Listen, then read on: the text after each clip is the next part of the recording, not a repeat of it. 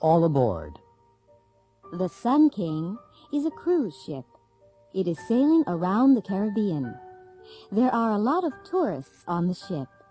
Most of them are from the United States, but some of them are from Canada and Latin America. It's the 7th day of the cruise, and their ship is sailing from Venezuela to Barbados. All of the passengers and most of the crew are on deck for the captain's party. Hello, my name's Pierre Lafontaine. I'm from Montreal. Hi, I'm Heather Hillman. Where do you come from? I come from Montgomery.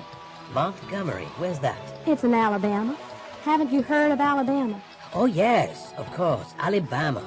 It's in the South. I've never been to the South.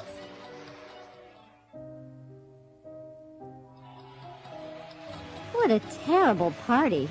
Oh, really? Do you think so? Yes, I do. Oh, by the way, my name's Mary Ann Wilson. I'm Tom Gray. Nice to meet you. I work in a bank. What do you do? Well, I'm captain of this ship. It's my party. Oh, I'm so sorry. That's okay. No problem.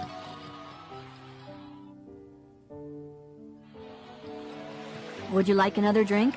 What? Would you like another drink? Oh, yes, please. I'd like some orange juice. With ice? No, thanks.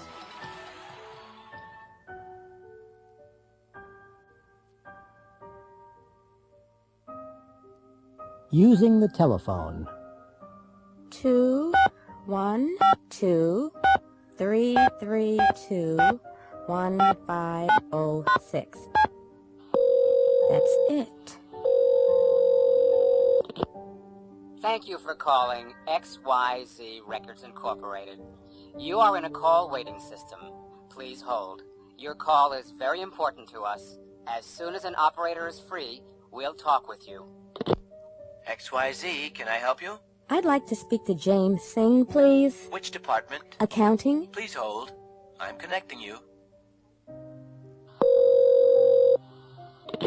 Thank you for calling Lemon Computers. If you are calling from a touch-tone phone and you know the extension number you require, you may dial it now or at any time during this message. For sales and marketing, press 1 now. For customer service, press 3 now. For all other inquiries, press 0. Or stay on the line and someone will assist you shortly. Thank you for calling Lemon Computers. Lemon Computers, may I help you? Can I speak to Simon Hertz, please? One moment. Let's see. I press 0 first, then the area code and number. What's the area code for Honolulu? Oh, right, 808. 808 725 9316. Operator. Hello, this is a collect call. What name? Sanuski. Paula Sanuski. Can you spell that, please? That's Sinewski. Just a moment. Please hold. Thank you. When you call directory assistance, you hear a recorded message. Listen to these 5 conversations. 1. Directory Assistance, what city? Minneapolis, please. What name? Nelson, Mr. P. 1999 Stinson Boulevard in Columbia Heights. Thank you for calling Minnesota Telephone. The number is 334-9045. 2. Directory assistance, what city? San Francisco. What name? Slick, Ms. G. At 2400 Fulton Street, San Francisco. Thank you for calling Pacific Bell. The number is 685-0124. 3. Directory assistance. What city? Miami. What name? Buffett, J. On Alton Road in Miami Beach. I don't know the address. Thank you for calling Southeast Bell. The number is 766-5501. 4. Directory assistance. What city? Boston, please? What name? Knight, J. It's somewhere in the Jamaica Plain area? There's a J Knight on Arbor Way. That's the one. Thank you for calling New England Telephone. The number is 552-7136. 5. Directory assistance, what city? Chicago. What name? Butterfield. P. On 59th Street. By the Midway Airport. Thank you for calling Illinois Bell. The number is 401-0033.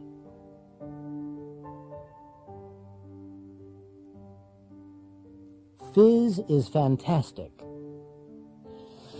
Meet Mr. and Mrs. Lopez of San Antonio, Texas. They have 3 young children, and they have to do a lot of wash. There are 2 piles of dirty clothes on this table. With this pile, we're going to use new Fizz, and with that pile, we're going to use another leading detergent.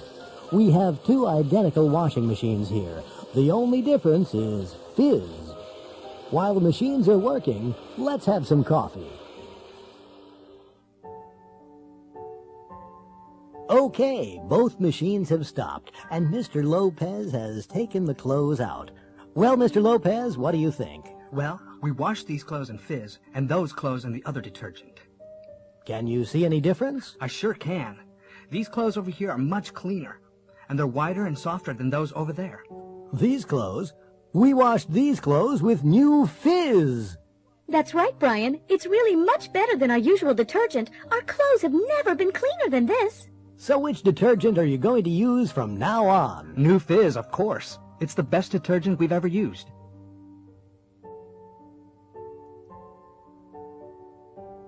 Olympic Update. It's time now for our Olympic Update, coming to you live by satellite from the Olympic Games. Here's our reporter, Pat Sweeney. This is the Olympic swimming pool at the center of the Olympic complex. The most important event today was certainly the women's 200-meter freestyle competition. An American, Sierra Kennedy, was first and won the gold medal. She swam the 200 meters in a new world's record of 1 minute, 56 seconds. The United States won 2 gold medals yesterday and 3 the day before. So in the first 3 days of the Olympic Games, the American team has won 6 gold medals. Here you see Jack Lumber from Canada. This morning, he won the men's javelin final. On his first try, he threw the javelin over 100 meters. Nobody has ever done that before. A new world record. Unfortunately, there was nearly a terrible accident in the javelin event. Harvey Jones, the American competitor, slipped when he was throwing his javelin, and it hit a judge in the foot. Luckily, the judge was fine.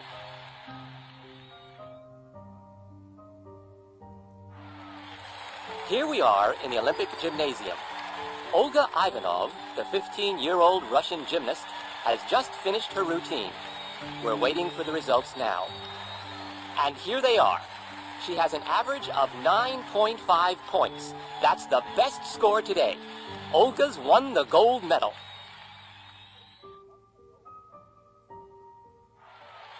We're waiting for the last jumper.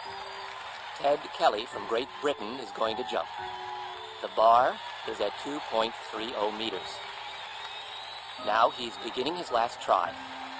And he's jumped. Oh, he's crashed into the bar. He's landing. The bar's fallen. Is he hurt? No, he's all right. He's getting up and walking away. But he's a very disappointed man.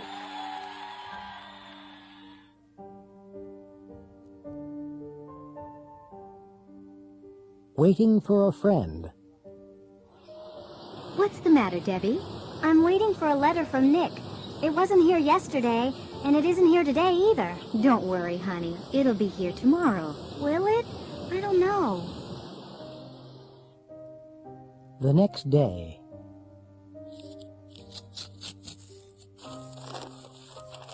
Mom, it's here. And Nick's coming to Pittsburgh. Oh, really? When? He'll be here next Monday. What time will he be here? You have classes on Monday. He'll be on the 7:40 train.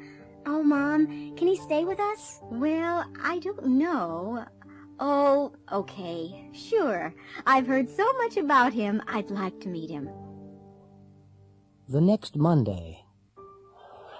Debbie, the train won't be here for 10 minutes. Let's get a soda or something. No, thanks, Mom. You guys get a soda. All right. Where will you be? I'll be right here. 10 minutes later. Well, the train's late.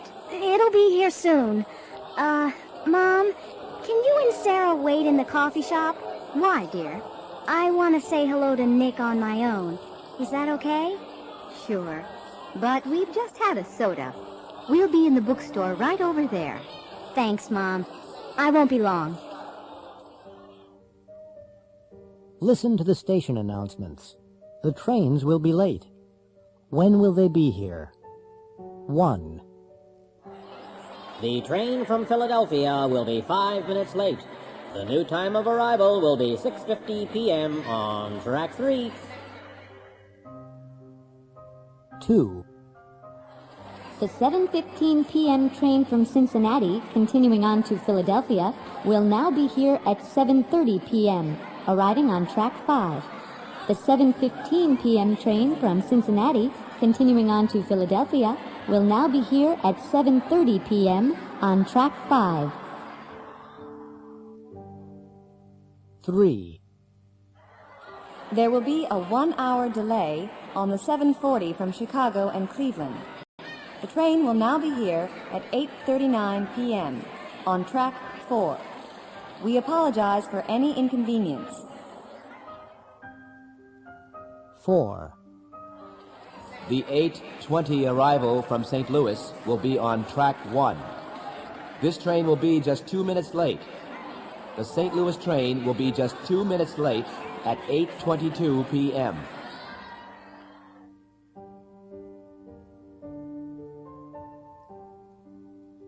Monday morning. What's the matter, honey?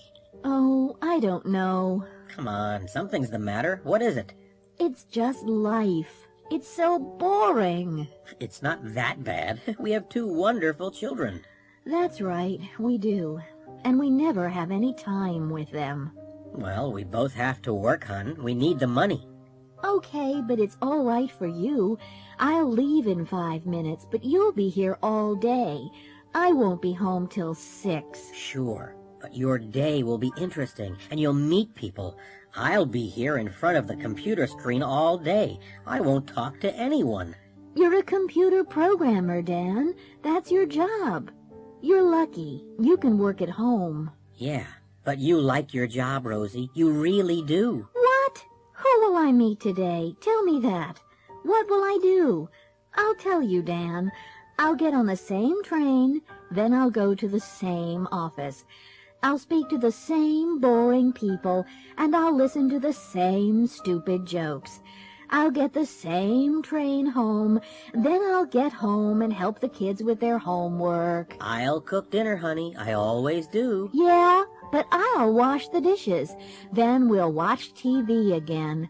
You'll be tired and we won't talk. Then we'll do the same tomorrow. What a life! Today, tomorrow, this week, next week, this month, next year, forever. It's just Monday morning, Rosie. You'll feel okay tomorrow. Will I?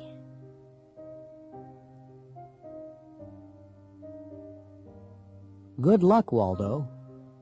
Good evening, and welcome to Channel 35 News. A 66-year-old Monterey man, Mr. Walter Busby, is in the studio with us. Mr. Busby is a retired bank clerk. Tomorrow morning, he will begin a fantastic voyage. He and his wife, Betty, are going to sail from Monterey, California, to Australia. That's 7,000 miles across the ocean, in a small motorboat. Now, Walter. Please, call me Waldo. All my friends call me Waldo. All right, Waldo. Why are you doing this? Well, I haven't seen my son for 10 years. He lives in Australia, and we've never seen our grandchildren. But your boat isn't very big, Waldo. Will it get to Australia? Oh, yes, I think so. It'll get there all right. It'll take a long time, of course, but we're not in a hurry. I just retired, you see, and we'll stop on the way. Where will you stop? Do you know? Oh, yes. We have a map. Here it is. We'll stop at several places. We'll need food and gas. Ah, yes, food. What'll you do about food? No problem. We'll catch fish. I see. And water? That won't be a problem either. It'll rain. It rains a lot at sea, you know. Will you take a radio with you? No. We never listen to the radio. We don't like pop music. We like some peace and quiet. We'll take a lot of books. Well, actually, I meant a two-way radio. How will you navigate? Will you use a compass? A compass? No. We won't need a compass or a radio. We'll navigate by the sun and stars. I got a book from the library. Well, good luck, Waldo. You'll certainly need it. Listen to the news report.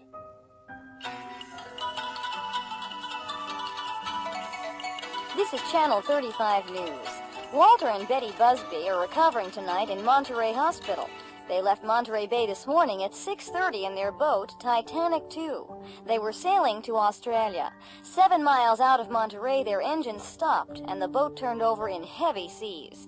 They held onto the boat, and a helicopter rescued them. This was not Mr. and Mrs. Busby's first accident on the ocean. They have been rescued 3 times before. They were cold and wet, but cheerful. Mr. Busby said, "We're looking for a bigger boat. We'll get to Australia one day. We had some bad luck." It happened to me. A short flight. Last year, I had to fly to London for business. I can't sleep on airplanes, so my doctor gave me some sleeping pills. I got onto the plane, sat down, and took 2 pills. We took off, and a few minutes later I was asleep. When I woke, the flight attendant was shaking my arm. I was the only passenger on the plane. Those pills were strong, I thought. I went to the baggage claim area. I couldn't see my bags anywhere. I went to the information desk and asked about my bags. "Which flight were you on?" asked the desk clerk. "The flight from New York, 7:43, I said. "But you didn't go anywhere, ma'am. Your aircraft had a problem with the engines and it came back. This is New York." Wilhelmina C. Williams, Paterson, New Jersey. Sleepwalker. My kid sister often walked in her sleep. One night I woke up suddenly. My sister was walking out of our room with her eyes closed. I got up and followed her to the kitchen. She opened the fridge and took out some chocolate cheesecake. Her eyes never opened. She ate it, then went back to our room. I told her in the morning, but she didn't believe me. "Look in the mirror," I said. There was chocolate all around her mouth and nose. Candy Faulkner, Oxford, Mississippi. What a nightmare. I once had a terrible nightmare. I dreamed I was in a hotel room on the 40th floor. The hotel was on fire. Smoke was coming under the door. I couldn't open the window. I hit it with a chair, but I couldn't break it. The room got hotter and hotter, and the smoke got thicker and thicker. This is the end, I thought. Then I heard a crash. Right then, I woke up. I was at home in my own bed, in my own room, and the room really was full of smoke. The window was open, and a firefighter was climbing into the room. He rescued me. My apartment was on fire. Jackson Burns, Seattle, Washington.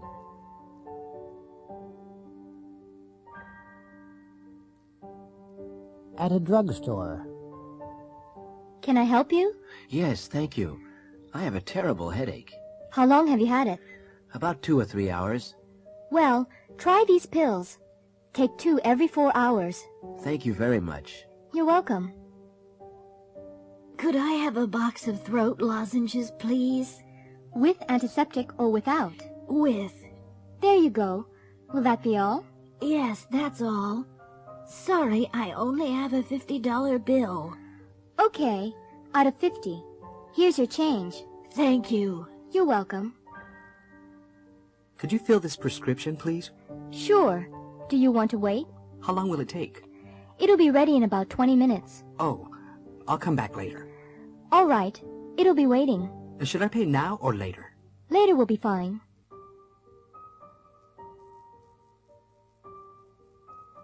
Superstar. Come in. Yes, Miss Baloney? No, Gary. I don't want you. Who do you want, Miss Baloney? I want Marvin, and I want him right away. Okay, I'll go and find him. Marvin?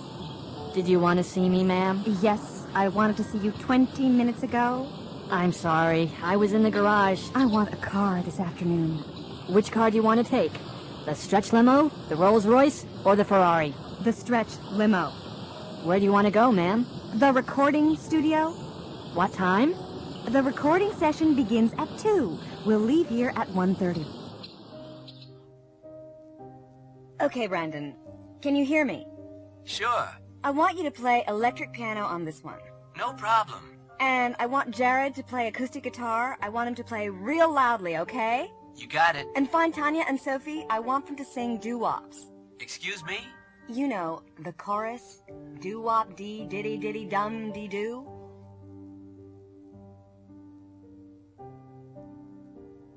Look, feel, taste, sound, smell.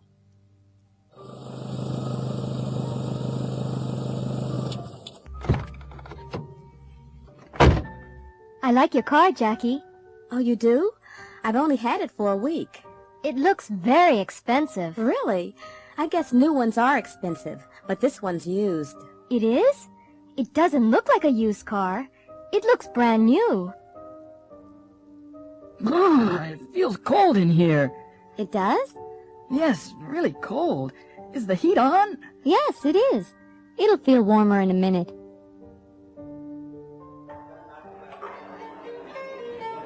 Waiter, Yes, sir. these vegetables aren't fresh. But they are fresh, sir. Well, they don't taste fresh to me. I want you to get the manager.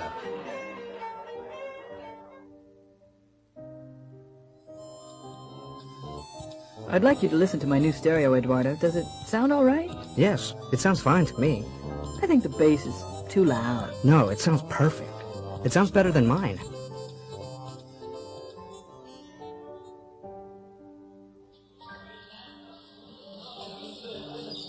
Have you changed your perfume? Yes. Why, do you like it? Yes, it smells wonderful. What is it? It's Roseanne by Devlon. It smells expensive. Is it? I don't know. It was a present.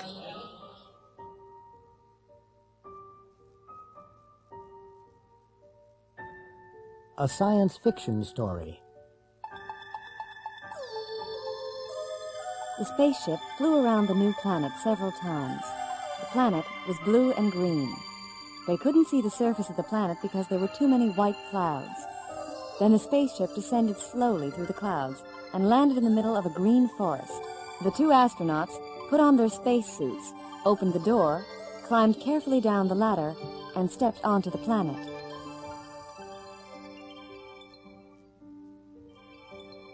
The woman looked at a small control unit on her arm. "It's okay," she said to the man. "We can breathe the air. It's a mixture of oxygen and nitrogen." Both of them took off their helmets and breathed deeply. They looked at everything carefully. All the plants and animals looked new and strange. They couldn't find any intelligent life. After several hours, they returned to their spaceship. Everything looked normal. The man turned on the controls, but nothing happened. "Something's wrong," he said. "I don't understand. The engines aren't working." He switched on the computer, but that didn't work either. "Eve," he said, "we're stuck here. We can't take off." "Don't worry, Adam," she replied. "They'll rescue us soon."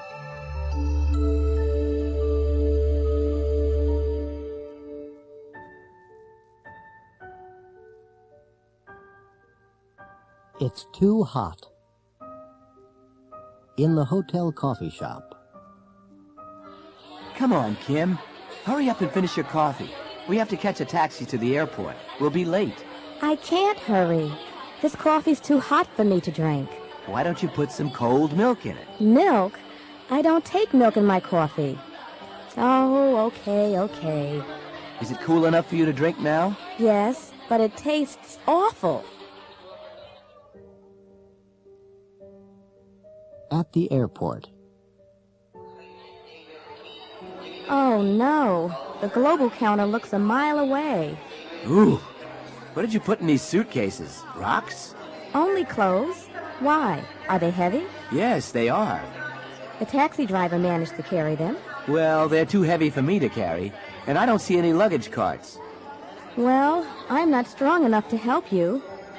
Porter, over here, please. On the plane.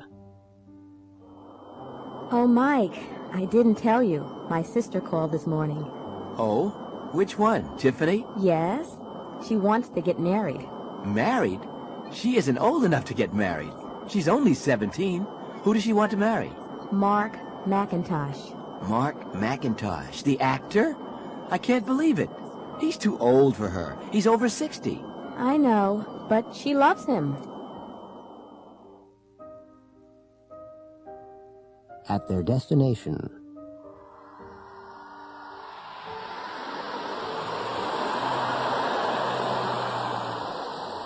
Oh, no. There goes the last bus. Well, let's walk to the highway and catch a different bus. It's a mile away. That's too far for me to walk. Let's take a taxi. Another taxi. We aren't rich enough to go everywhere by taxi. Mike, haven't you forgotten something? What? We have 3 suitcases. Do you really want to walk? You're right. Taxi!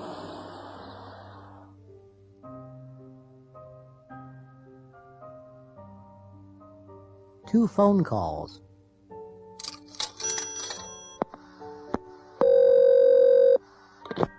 Hello? Vicky, is that you? Uh-huh. Who's this? It's Randy. Randy? Randy who? What do you mean, Randy who? Randy Dixon, of course. Oh, Randy. I'm sorry. Yes. We had a date last night. Where were you? I waited for 2 hours. Oh, I'm sorry, Randy. I couldn't come. Couldn't come? Why not? Well, I had to wash my hair. Wash your hair? Why didn't you call me? I wanted to call you, but, I couldn't remember your phone number. It's in the phone book. Yes, of course, but, I couldn't remember your last name. Oh. But why did you have to wash your hair last night? Well, I had to do it last night because I'm going to see a play tonight. To see a play? With who? George McQueen, my boss's son. I see. He asked me yesterday, and I couldn't say no. Listening. Listen to the next phone call. Who is the manager talking to? Now listen again and check true or false. Hello? Good morning. This is the First State Bank. My name's Bridget O'Connor. I'm the manager. Oh, yes? Did you get my letter? What letter was that? Well, I wanted to see you. I called yesterday, but I couldn't get an answer. Was that in the morning? That's right. I'm sorry, I wasn't here. I had to see my doctor. I've had problems with my leg. I wanted to ask you about your account. My account? Yes, you wrote a check for $1,000 last week. $1,000? Yes, and there's only $152.95 in your account. But I don't have an account with First State. Now look here, Mr. Trump. Mr. Trump? Who's Mr. Trump? I'm not Mr. Trump. I'm sorry, is this 848-3592? Say that again? 848-3592. Ah! This is 848-3952. My name's Sikorsky. You have the wrong number. Oh.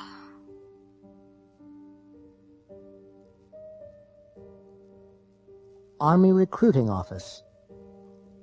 Good morning. Are you the new janitor of the building? Janitor? No, not me. I want to join the army, man. What?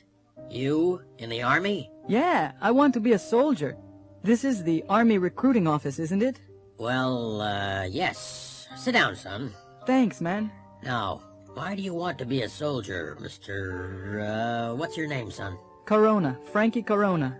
Well, I saw the commercial on TV last night. It looked pretty good. Vacations, money, travel, education, a pension. I see.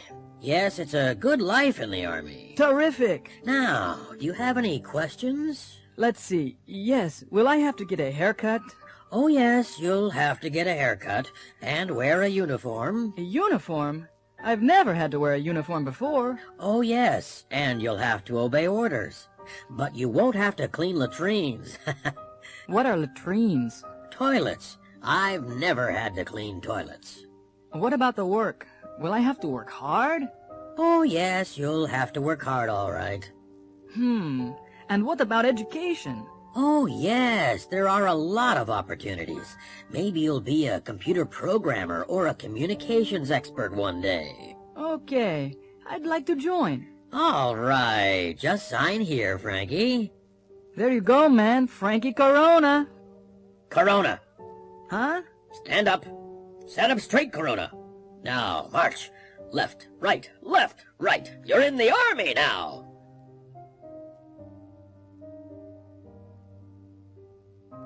A traffic survey. All major cities have traffic problems. Toronto has too many cars and not enough parking spaces in the city center. Traffic moves slowly downtown and parking costs are extremely high. The planning department wanted to change the traffic system, so they conducted a traffic survey. They interviewed a lot of people in downtown Toronto. 1. David Chang is 58. He learned to drive when he was 18. He's been able to drive for 40 years. He lives about 20 miles away. He always comes downtown by car. 2. Leila Patel is 25. She's been able to drive for 6 years, but she doesn't have a car. She hasn't been able to save enough money. She lives about 35 miles away. She always comes into town by train. 3. Douglas Mackenzie is 20.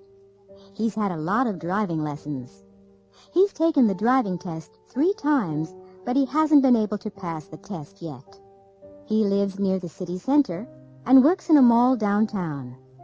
He usually walks to work. 4. Mr. and Mrs. Hawkins are both over 65. They've never been able to drive. They've never learned. They don't live far from downtown, and they occasionally come downtown by streetcar. 5. Excuse me, ma'am? Yes? We're doing a traffic survey. Could I ask you a few questions? Okay. Your name is? Green. Michelle Green. And, how old are you? 29. Can you drive? Sure. And how long have you been able to drive? Since I was 19. Uh-huh. Where do you live? Oxford Street. Ah, that's not far away. How do you usually get downtown? By bicycle. By bicycle? That's unusual. Thank you. Oh, is that all? Yes, that's it. Thank you very much. 6. Excuse me, sir. Yeah, what? May I ask you a few questions? Questions? About what? You're not from the police, are you? No. It's just a traffic survey, that's all. Well, all right then. What's your name? Jones. Wayne Jones, eh? How old are you, Mr. Jones? 22, eh? Can you drive? Yeah, but I don't drive much. How long have you been able to drive? About 4 years. But I told you, I don't drive much. I come into town on my motorcycle. It's a Harley Davidson. It's over there, the red one. Where do you live, Mr. Jones? The university. I'm a student, eh? Oh, really? Yeah, I'm studying philosophy.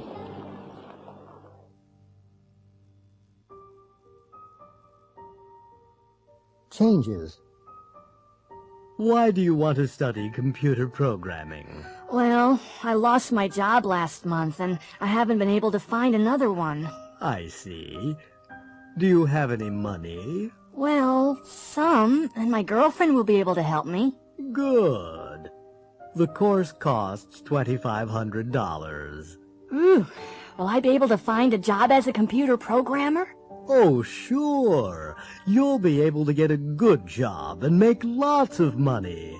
Please sign here. This is the room. Do you like it? It's very nice. Is it quiet? I'm a writer. You'll be able to work with no problem. There's almost no noise here. Will I be able to use the kitchen? Yes, of course. Fine. It looks good. What's that? Oh, that's just our neighbor. He works on old cars. He's usually quiet.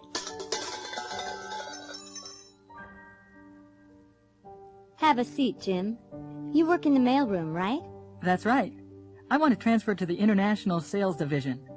Why do you want to join the International Division, Jim? Well, I don't really. I just want to travel to Latin America. How good is your Spanish? Spanish? I've never been able to learn Spanish. Well, what will you be able to do in the International Sales Division? I don't know, but I won't be able to work very hard. I have a bad back.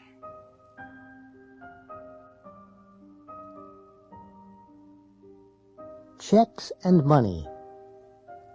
Next. Good morning. Good morning. I'd like to cash this check, please. Okay, $200. Oh, you haven't signed it. Really? Oh, I'm sorry. There you go. How would you like the money? 20s, please. Oh, and could I have $20 in smaller bills? Sure.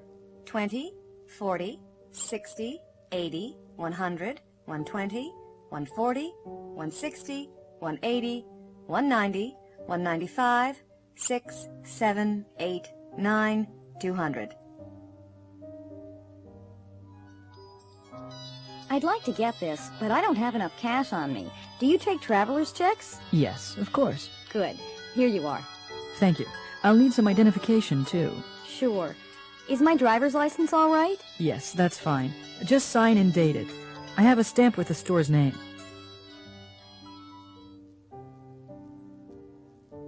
Hello, can I help you?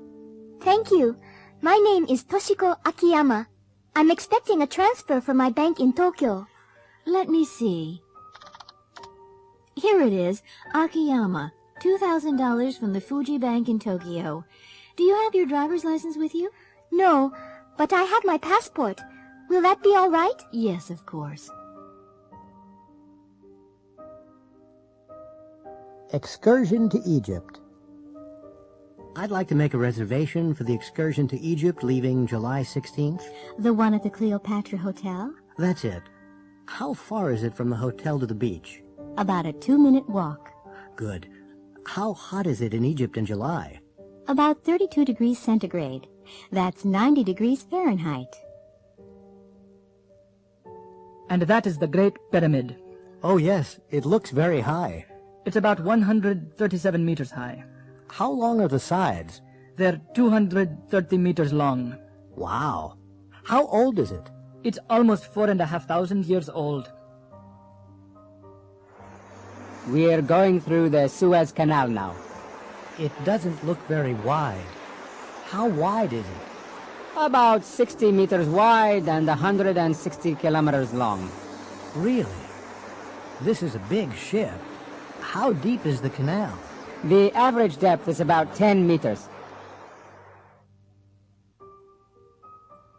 Hello, Mr. Harris. Are you coming on the bus trip to Cairo tomorrow?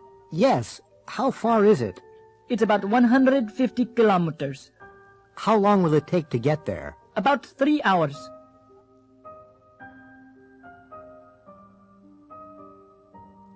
Everybody's in a hurry. 10 years ago, Ford Studebaker had an accident in his car. He was driving quickly and carelessly. After the accident, his wife said, "Ford, you're an old man now. You have to drive more slowly and more carefully." Ford has not had an accident since then. He always drives slowly, very slowly. But the drivers behind him often get angry. They sometimes have to stop suddenly, and then other cars crash into them. Ford always drives in the middle of the road, and other drivers can't pass him. They sound their horns and flash their lights because they want Ford to go more quickly. But Ford never notices them, and he never sees the accidents behind him. When he reads about the accidents in the newspaper, he says to his wife, "People drive more carelessly these days. Everybody's in a hurry. I don't understand it." Natasha Taranova is a tennis star. She's one of the best players in the world. She hits the ball hard and fast, harder and faster than any other player. But many people dislike her because she often behaves badly. She sometimes gets very angry. Last year, she shouted at the crowd and broke her racket on the ground during the final of the Texas Championship. She didn't play well and lost. This year, she played better and won the final. Unfortunately, she got very angry and behaved worse than last year. She threw her racket at the umpire. She will never be able to play in the Texas Championship again.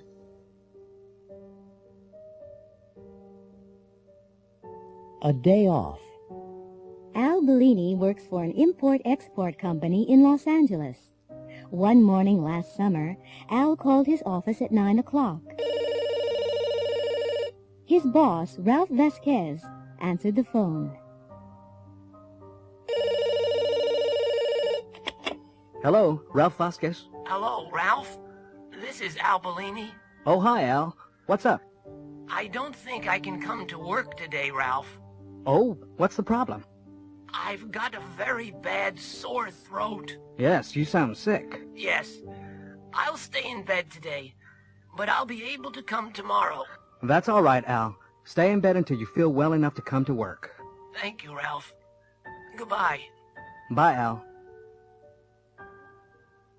Ralph liked Al a lot.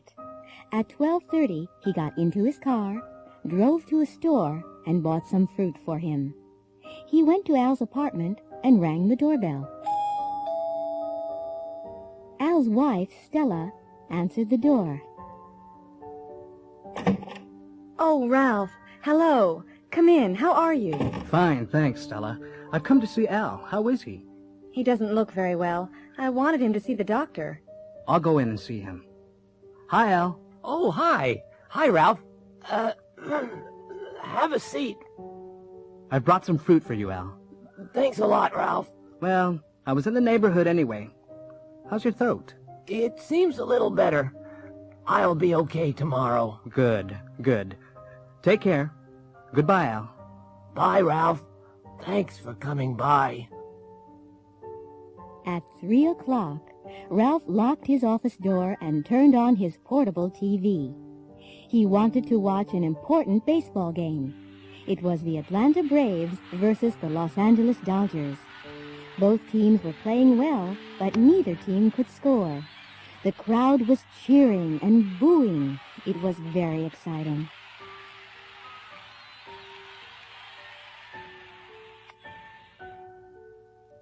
Then at 3:20, Sam Zapata of the Dodgers hit a home run.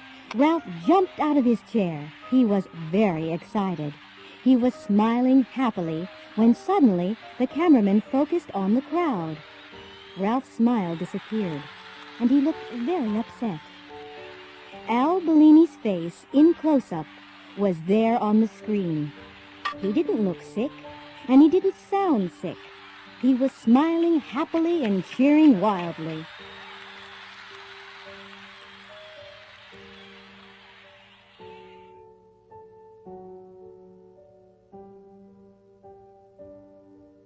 Applying for a job. How do you do? It's Paula Chandler, isn't it? Yes. How do you do? Have a seat. I'm Art Miranda, and I have your application form here. I just want to check the information. Fine. Sure. You're applying for the position of Export Sales Representative, aren't you? Yes, I am.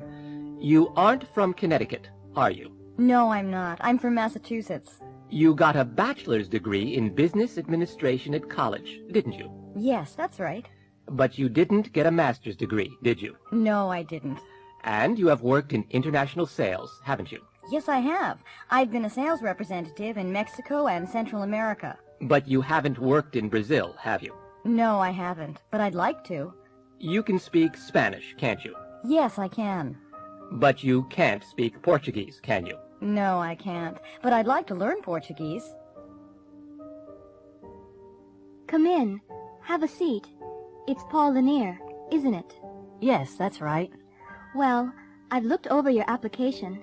Can I just check the information? Yes, of course. You're applying for a secretarial job. Yes, a bilingual secretarial job. You aren't from Bridgeport. No, I'm from Fairfield. And you went to school in Fairfield.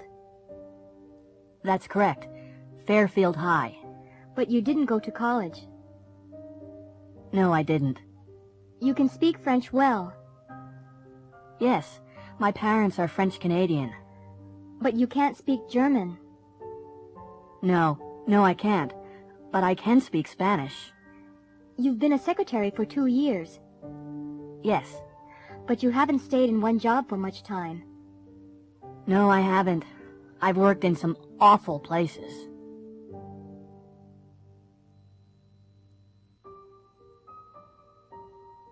Disasters. Good evening. Our program tonight is about disasters. This year, there have been fires, earthquakes, and volcanic eruptions. All our guests tonight have survived disasters. Hello, I'm Susan Fisher-Diaz. I live in Chicago. I was working in my office on the 28th floor of a skyscraper. I was dictating some letters to my secretary when the fire alarm rang. I rushed out to the elevator, but it wasn't working. The stairs were full of thick smoke. We couldn't go down, so we had to go up to the roof. When we got there, some people were waiting calmly. Others were shouting and screaming wildly. A helicopter managed to land on the roof and rescued 6 of us before the roof collapsed. My name's Linda Reed. I was on vacation at the Med Club on Patapita, a small island in the South Pacific. I was taking a nap when the volcano erupted. The noise woke me up. I looked out of the window. Everybody was running toward the harbor. I threw on my robe and ran to the harbor too. I managed to get on a cruise ship. It was leaving when the lava hit town. Hi, my name's Richard Ching. My wife and I were staying with friends in Santa Librada near Los Angeles. We were having dinner when the earthquake began. Everything shook. All the plates and food fell on the floor. We were picking everything up when the ceiling fell in. Fortunately, we were under the table and survived. We had to wait for hours before help arrived.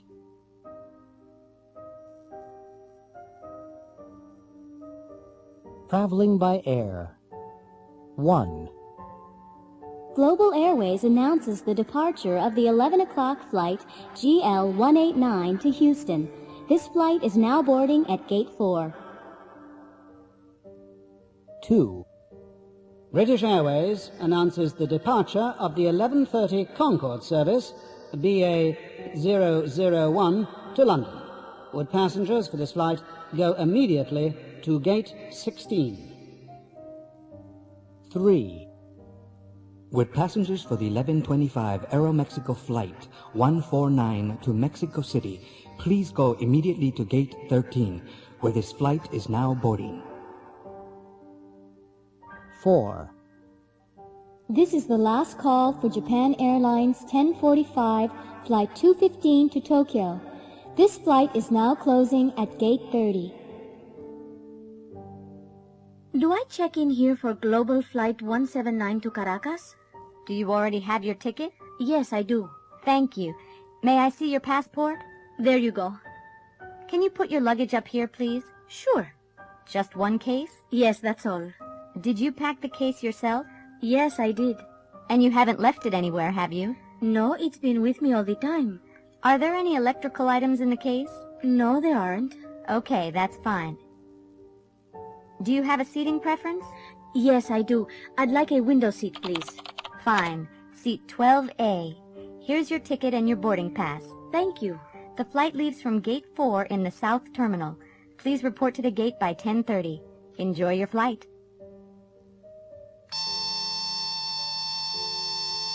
Excuse me, ma'am. May I see the contents of your pockets? Of course.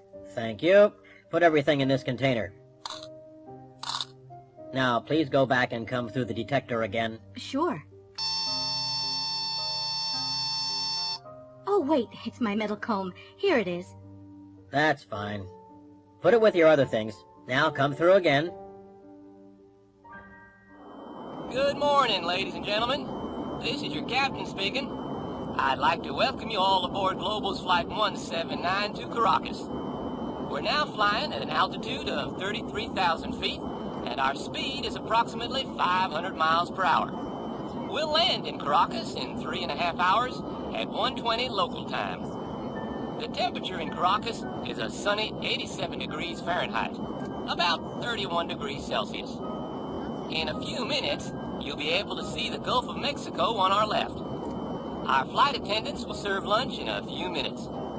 Enjoy your flight, and thank you for choosing Global.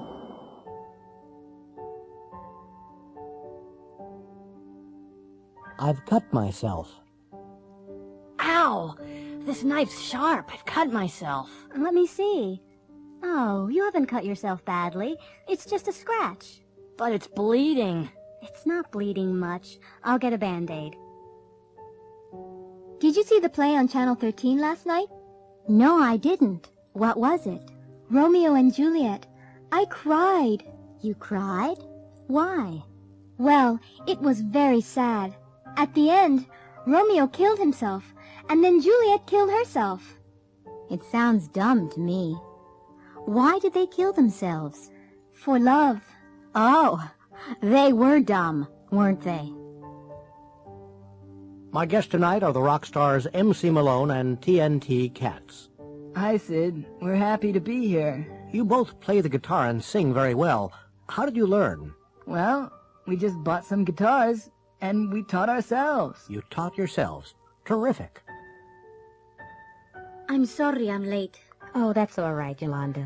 Yesterday was my first wedding anniversary. Congratulations. Thanks. We went to that new restaurant on Bank Street.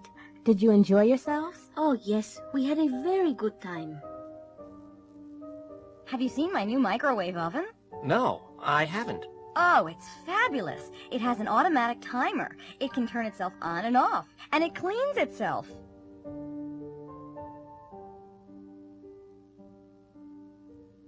Choosing a pet. Hello, how are you today? Can I help you? Yes, I'm looking for a pet for my son. Can you suggest anything? What kind of pet does he want? A traditional pet? A cat or a dog? Or something unusual? Well, he'd like a snake or an alligator, but he isn't going to get one. We have a nice dog right now, a Rottweiler.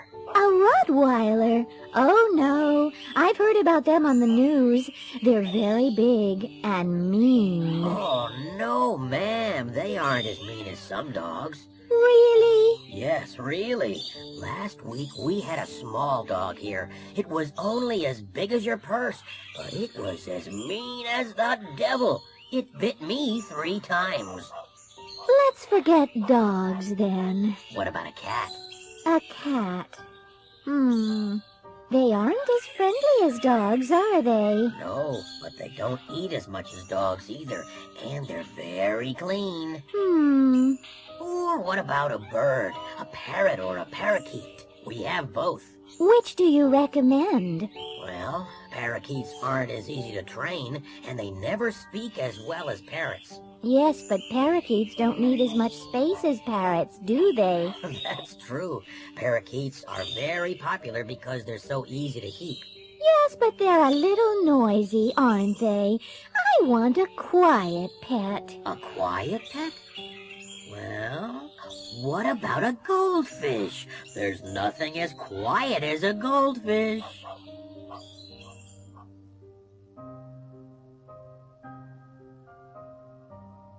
an interrogation. You're John Patrick O'Brien. Yes, I am. You sell used cars.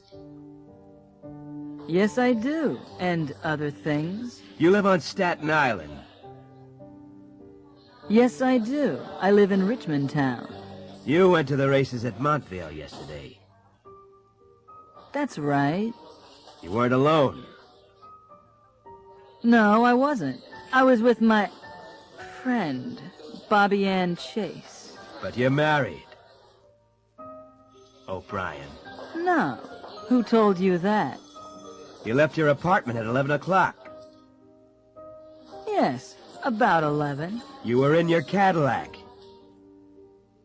Yes, I was. You didn't stop for gas. No. You had lunch at a Chinese restaurant. No, we didn't. We had lunch at a fast food place. You don't remember the name of the place. No, I'm afraid I don't. You had fried chicken. No, we got some hamburgers to go and ate in the car. You got to Montvale Racetrack in time for the first race. Yes, correct. You were very lucky. Yes, I really was. You won $50,000. I can't remember exactly how much. There was $50,000 in your apartment. Was there? You don't know where Bobby Ann is now. No, I'm not her husband. But you left her in Midtown Manhattan because she wanted to buy some clothes. Yes, that's right. It's interesting. O'Brien, you have a very fast car. What do you mean? The last race at Montvale started late, and it didn't finish until 25 after 5. So you drove from Montvale on Long Island to Midtown Manhattan to Staten Island in 35 minutes. At rush hour. That's impossible. O'Brien.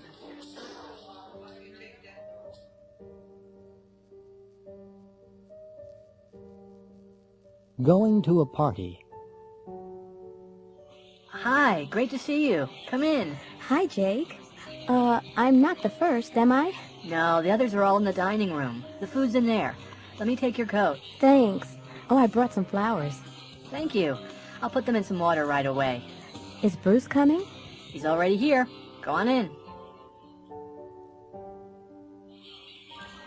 Hi, Kate. I like your dress. Thanks. Have you seen Bruce? Bruce? Oh, yeah, Bruce. He was here a second ago. Have you had something to eat? No, not yet. The vegetables and dip are over there. Help yourself. Thank you. There's some salad over here. And there are some potato chips and nuts on the table. Okay. See you later. Hello, Kate. Not dancing? No, I'm just hanging out. You didn't see Bruce in the kitchen, did you? No. Oh. Hey, this is a great song, isn't it? Do you want to dance? Sure, why not? Well, here's your coat. Thanks for coming. It was nice of you to invite me. I really enjoyed myself. Good. You've got to come to Jake's birthday party next month. Okay. What happened to Bruce, do you know? He left early, I think. I didn't see Michelle either. No, I think she left early, too. Oh, well. Thanks again. Bye.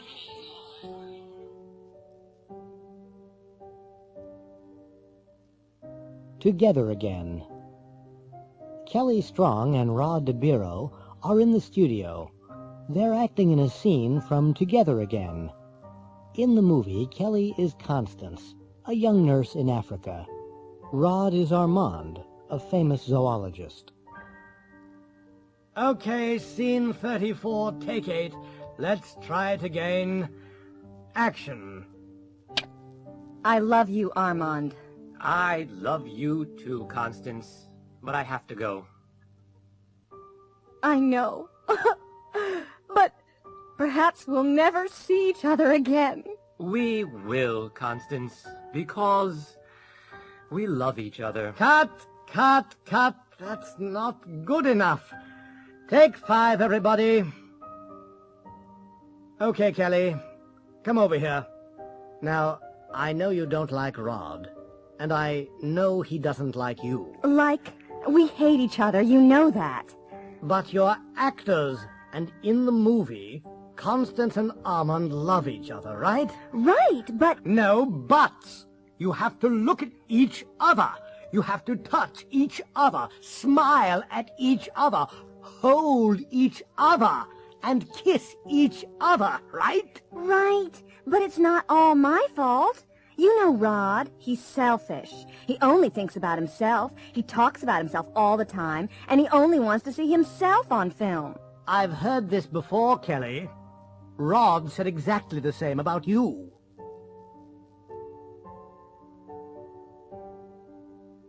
So am I. I'm taking my vacation next month. Really? So am I. I need a change. So do I. I'm tired of the same office and the same people every day. Right. Where are you going? Florida. Oh, really? I went there last year. So did I. We always stay on the Florida Gulf Coast. We never go to Miami or Palm Beach. No, neither do I. It's too crowded there. Where exactly are you going? Sanibel Island. It's about 50 miles south of Sarasota. Do you know it? You're kidding. No, I'm not. I've been there 3 times. Well, so have we. And we're going there this year, too. Not to the Sand Dollar Resort. Yes, why? Well, I'll see you there. That's my hotel, too.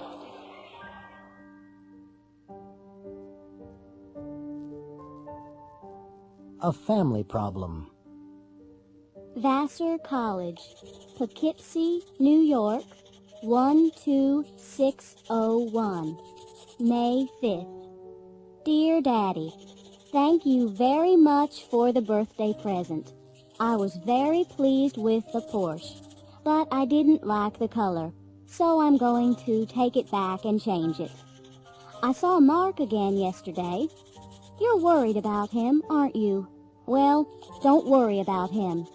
He's all right. He's very good at his job. He's a drummer in a rock band. I'm going to come to Washington next weekend. I'll bring Mark so you can meet him.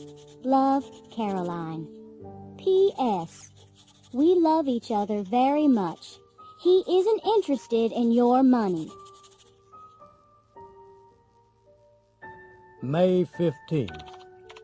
Dear Caroline, I'm sorry about last weekend. I was very upset with Mr. Rodberg. I can't call him Mark, but he was very rude to me. I'm not a stupid old fool. I'm tired of dumb young men. I couldn't talk with him about anything. You love him, I know. I just feel sorry for you. And I'm worried about your future. Your friend likes rock music. He isn't interested in anything else. He isn't interested in you at all. You're making a terrible mistake. And I'm glad he isn't interested in my money, because he isn't going to get any of it. Love, Daddy. Signed for Senator Calhoun in his absence by Joseph D. Pollard, Secretary to the Senator.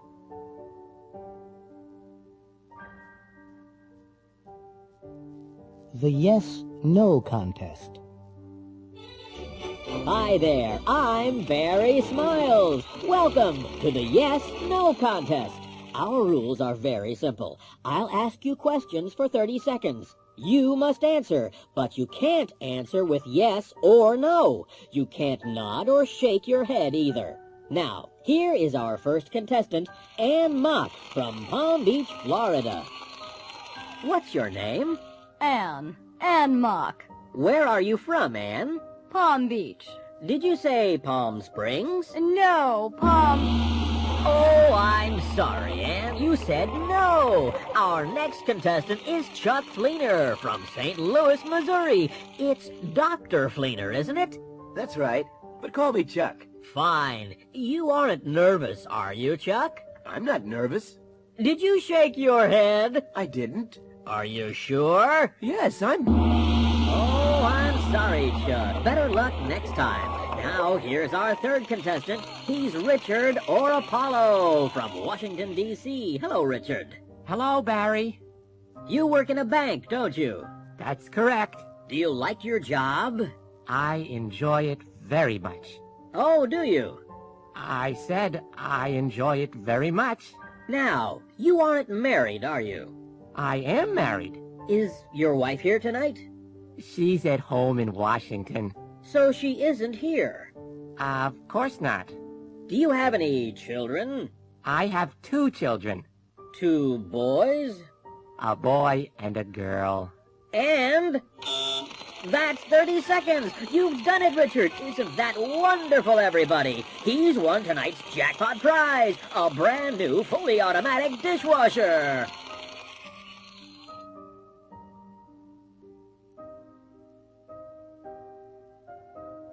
I used to. Hello, Tom. This is your dad. Your old dad in the nursing home? Why aren't you here? Oh, hi, Dad.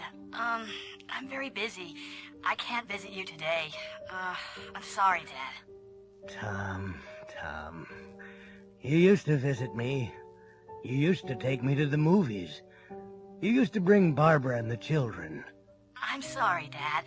We'll come for your birthday. My birthday? It's today. You didn't even send a card. I'm writing a new will. Reggie, you used to be the best baseball player in the National League. Are you going to come back and play again? No, I'm not. No way. Why not? Well, baseball used to be the most important thing in my life, but it isn't anymore. I used to practice every day. I never used to go out or eat big meals or stay up late. Why has your life changed, Reggie? Well, I was poor then, but I'm not now. I don't need to play baseball anymore. Mom? What? There's a terrific movie downtown. Really? What is it? Space Cop. Are you going to see it? I'd like to. All the other guys are going, but I don't have any money. Okay. How much do you want? $10. $10? When I was your age, I used to get $2 for the movies. I know. And you used to walk 5 miles to school, and you used to cut wood. And I used to talk to my mother with respect.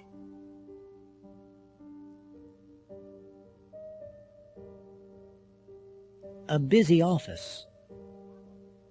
Yes, Erica, what is it? Bob Hudson wants to speak with you, JP. I'm very busy right now. Ask him to call back later. All right. Oh, and Erica, tell Chris to fax the sales report to the Toronto office. Okay, anything else? Yes. Tell Helen not to call her friends on the office phone. All right, I will. Hello? This is Mr. Powell's assistant again. I'm afraid Mr. Powell's very busy right now. Could you call back later? All right, thanks.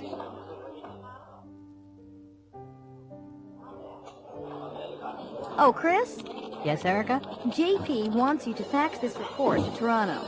Okay, I'll do it later. No, Chris, do it now. I know it's important. Helen, did you call your friend on the office phone yesterday? Well, yes, I did. But it was urgent. I think JP heard you. He wasn't very pleased about it. Don't use the office phone for personal calls, okay? Yes. Okay, Erica. I won't do it again. I'm sorry.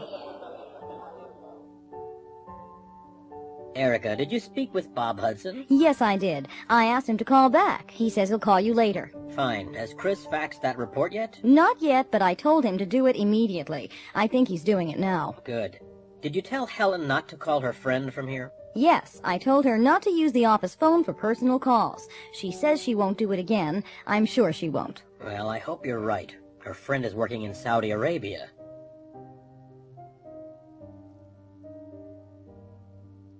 The smuggler. Latka was a customs officer in Europe. He used to work in a small border town. It wasn't a busy town, and there wasn't much work. The road was usually very quiet, and there weren't many travelers. It wasn't a very interesting job, but Latka liked an easy life. About once a week, he used to meet an old man. His name was Spevna. He always used to arrive at the border early in the morning in a big truck. The truck was always empty. After a while, Latka became suspicious. He often used to search the truck, but he never found anything. One day, he asked Spevna about his job. Spevna laughed and said, "I'm a smuggler." Last year, Latka moved to the United States. One night, he was having dinner in a restaurant in Los Angeles. On the other side of the restaurant, he saw Spevna drinking champagne. Latka walked over to him. Hello there. Hi. Do you remember me? Sure, of course I do. You're a customs officer. I used to be, but I'm not anymore. I retired last year, and I live with my daughter in Los Angeles now. I often used to search your truck in the old country. But you never found anything. No, I didn't. Can I ask you something? Of course you can. Were you a smuggler? Of course I was. But the truck was always empty. What were you smuggling? Trucks.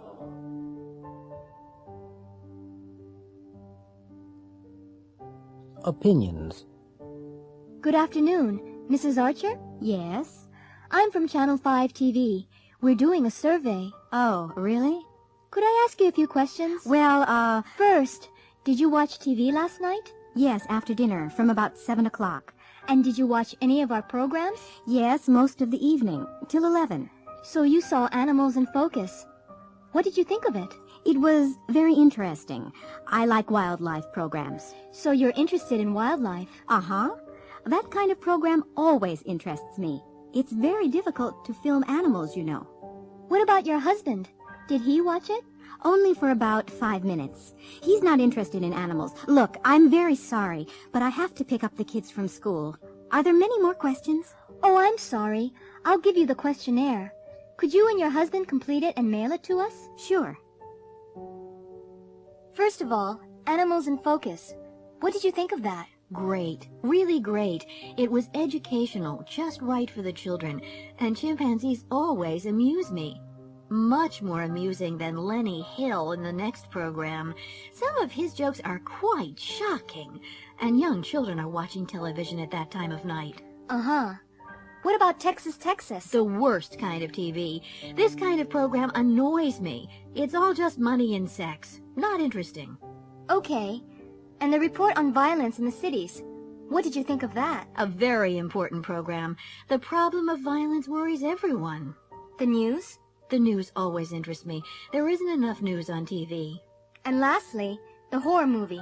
Well, horror movies like this don't frighten me at all. I just turn them off.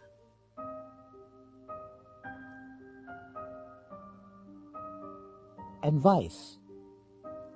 Hi, Keith. How's it going? Oh, hi. You don't look very happy. What's up? Oh, nothing really. I bought these jeans about 2 weeks ago, and they're too tight. I have to lose weight. Maybe you should go on a diet. Sure, but what kind of a diet? You should eat lots of salad and fruit. I hate salad. I prefer meat and French fries, and I love candy. There you go. You shouldn't eat too much meat, and you shouldn't eat candy at all. I know, Nick. Believe me, I know. What's the matter, Dario? You're very quiet today. I'm worried about my English. What's the problem? I'm not practicing enough. Why not? Well, it's hard to meet Americans. You should go out more. Where should I go? Maybe you should join a gym or take a class. Americans never speak to me. Well, you should speak first. What can I talk about? Sports. They're always interested in sports. Hello, Brian. You look tired today. Yes, I'm working too hard. You should take a few days off. I know I should, but we're just too busy. I'm working 12 hours a day. 12 hours a day? You're going to kill yourself. What else can I do? Maybe you should quit. I can't. I need the money.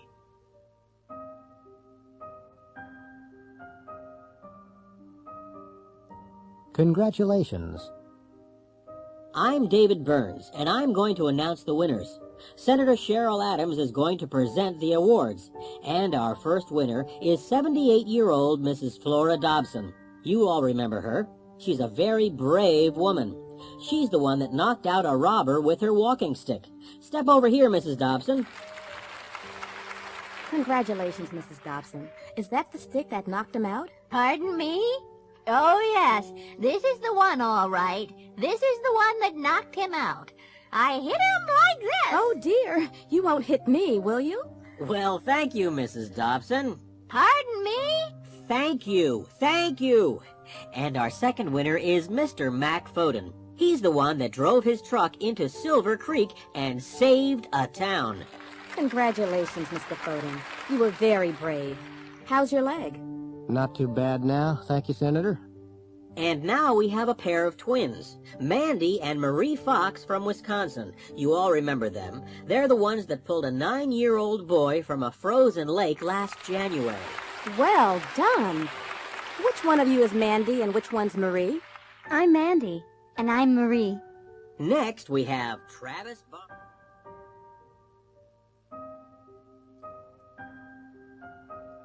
Waiting. Hi, Amber. Is the boss in? Yes, Steve. Miss Arnold's in her office and she's waiting for you. Oh, has she been waiting long? Yes, she has. She got in at 20 to 10. 20 to 10? So she's been waiting for 20 minutes? Wow, I'm in trouble. Well, she isn't very happy.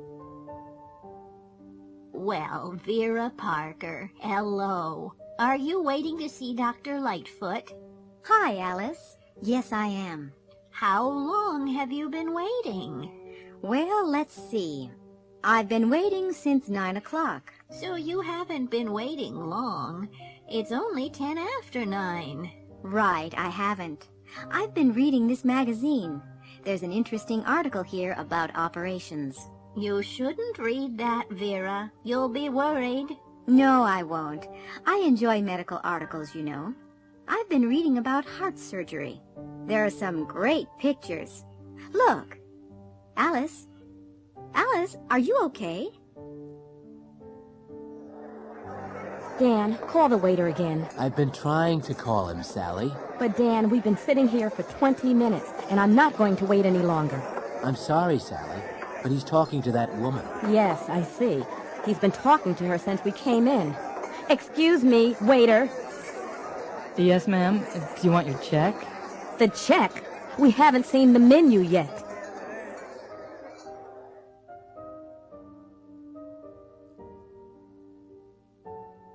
Well, I guess it's difficult to choose just 5 things out of a whole lifetime. I need a little time to think. Well, the most important thing for me was the birth of my son. But I guess everyone chooses a birth. But that really changes your life. That's the biggest change for sure. What else? Strange. I think the assassination of President Kennedy in 1963. That's a long time ago. Really a long time. But I was in high school, and for me, it's like the line between being a kid and, I don't know, growing up. I don't think it changed my life, but I remember it so well. And everything was different after that. So that's 2 milestones then. Oh yes, and the day that I moved into this house. I've lived here for 20 years. I've always loved this house. Then there was my accident. I don't like talking about it, really. I fell down a mountain when I was skiing. I was in the hospital for 6 weeks. I couldn't walk for nearly a year. What else? That's not all. One more. Let me think. This sounds silly. A few years ago, I was in an elevator and it stopped, just like that, between floors. I was alone there for 5 hours. I was terrified. I thought about my life and my family. I still have nightmares about it.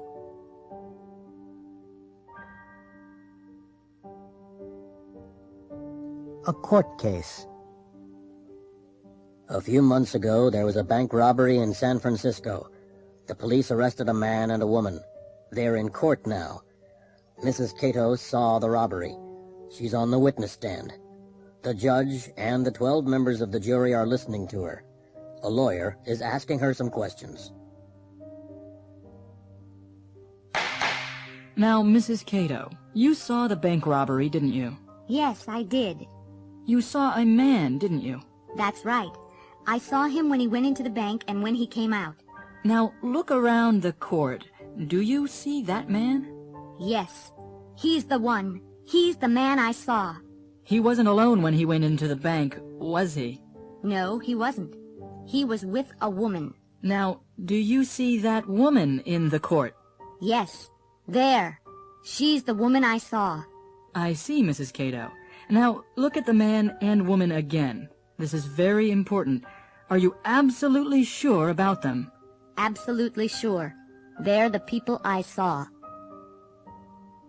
Now, Mrs. Cato, what was the man wearing when he went into the bank? I don't remember everything, but I remember his hat and his bag. Look at Exhibit A on the table. Is that the hat? Yes, that's the hat he was wearing. And Exhibit B? Yes, that's the bag he was carrying. Do you remember anything about the woman? Yes, she was wearing a black wig and red high-heeled shoes. How do you know she was wearing a wig, Mrs. Cato? Because it fell off when she was running to the car. Look at Exhibit C on the table. Is that the wig? Yes, that's the wig she was wearing. And Exhibit D, look at the shoes. Yes, they're the shoes she was wearing. Thank you, Mrs. Cato.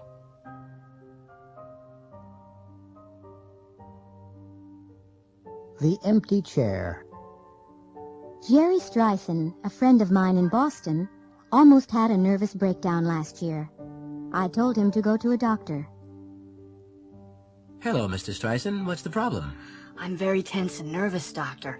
I haven't been able to sleep for days. Have you been working hard? Yes, I've been working 12 hours a day. Well, you should take a few days off. Go someplace quiet and peaceful, like Nantucket. It's a quiet island near the coast of...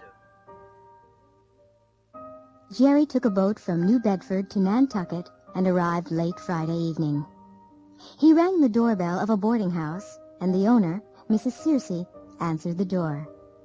Then she showed him to his room. Jerry was very tired and went straight to bed. He slept well and didn't wake up until 9 o'clock the next morning. Jerry went downstairs for breakfast. Because there weren't any other guests, Mrs. Searcy invited him to have breakfast with her and her daughter Catherine. Catherine was already sitting in the dining room. She was about 13 years old, with long black hair and clear gray eyes. Mrs. Searcy went to the kitchen to make breakfast. Jerry and Catherine looked at each other nervously for a few seconds. There are 4 places at the table. Is there another guest? No, we never talk about the empty place. The empty place? What do you mean? Well, that used to be my father's place. Used to be? I don't understand. My father worked on a fishing boat. 3 years ago, he went out on his boat, and he never came back. What happened to him? Nobody knows. They searched everywhere, but they never found anything. My mother always keeps that place for him, and she makes his breakfast every morning. That's a picture of him, over there on the wall. My mother's been waiting for him for 3 years. Jerry said nothing, but he looked worried. At that moment, Mrs. Searcy came into the room. She poured 3 cups of coffee and put 1 cup at the empty place. Jerry looked more worried, and he stared at the empty chair. Suddenly, he heard footsteps outside the door, and a tall man with a black beard walked into the room. It was the man in the picture. Jerry jumped up and ran out of the room. Who was that? What's the matter with him? I don't know. I don't understand. He's a guest from Boston. He arrived last night after you went to sleep. Catherine, do you know anything about this? No, Daddy, I don't. But he's here because he's very nervous. He says he's hiding here because a tall man with a black beard is trying to kill him. Catherine, have you been telling stories again? Stories? Daddy? Me?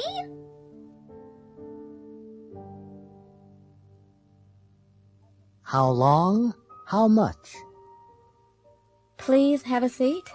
Thank you. I'm Esther Rosales. I've had an account here for 10 years. What can I do for you, Ms. Rosales? Well, I want to borrow some money. What for? I want to buy a car. I've been saving for one. How long have you been saving? I've been saving for 2 years. How much have you saved? I've saved about $5,000. What are you reading? The Godfather. I've never seen the movie, and Bruce told me to read it. It's a very long book. How long have you been reading it? For nearly a month, and I haven't finished it yet. How many pages have you read? About 400. I don't like long books. Neither do I.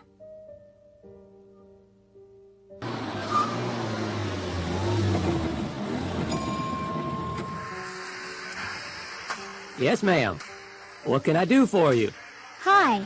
Fill it up, please. Regular unleaded or super? Regular unleaded. It's nearly empty. I've been driving all day. Oh, really? How far have you driven? About 400 miles. From Atlanta. That's a long way. Check the oil? Yes. Okay. And finally, news about Kimberly Lewis, the athlete from Pennsylvania. Kimberly is jogging across the United States from New York to Los Angeles. She has just arrived in Kansas City, Missouri. Kimberly left New York 2 months ago and has traveled nearly 1,300 miles. Kimberly has collected nearly $300,000 for physically challenged children. She has used 12 pairs of running shoes and more than 100 pairs of socks.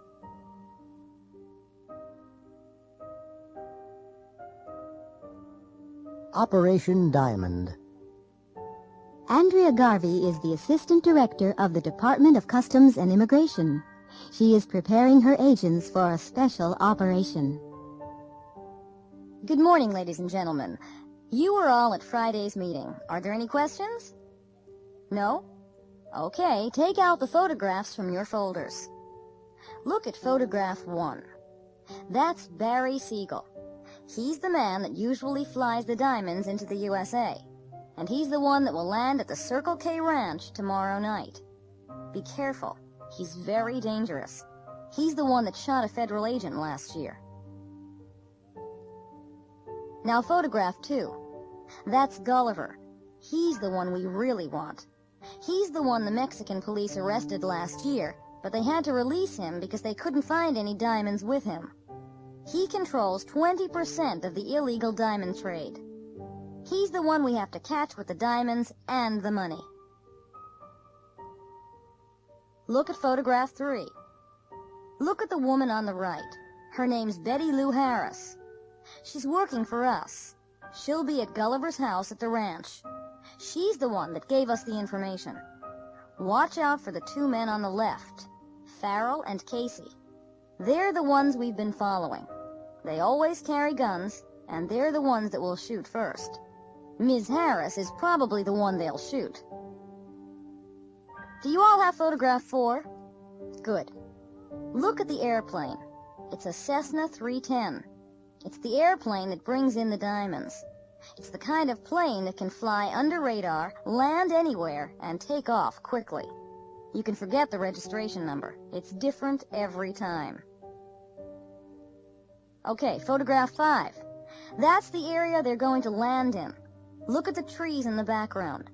They're the trees we're going to hide in. There's a road behind the trees, and that's the road they'll have to use. It's the only one. Finally, photograph 6. The Circle K Ranch. It's very nice, isn't it? Gulliver has 3 houses, and this is the one he paid almost $5 million for last year.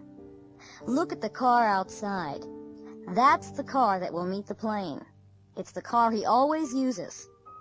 We want Gulliver, Siegel, the diamonds, and the money all together. Any questions? No? Okay, good luck.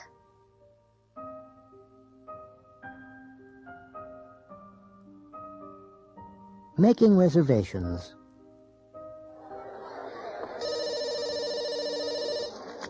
Hello, Lobster Palace Restaurant. I'd like to make a reservation for tonight. All right. What time? 8 o'clock. 8 o'clock. For how many? There are 10 of us. 10. We don't usually take large parties. I know, but we are regular customers. What's your name, please? Diana Ross. Miss Ross. Of course, that'll be all right. Party of 10 at 8. I'd like to get 2 seats for the concert on Thursday. Where would you like to sit? I'm not sure. Well, here's the seating plan of the concert hall. How much is it in the middle section? $45. $45? That's a little too expensive for us. How much is it in the back? $25. That's fine. What time does the concert start?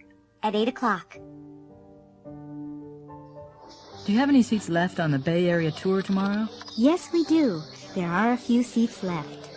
Is that the tour that includes the Sonoma Valley? That's right. How long does the whole tour take? About 7 hours. Should I pay you now? If you don't mind.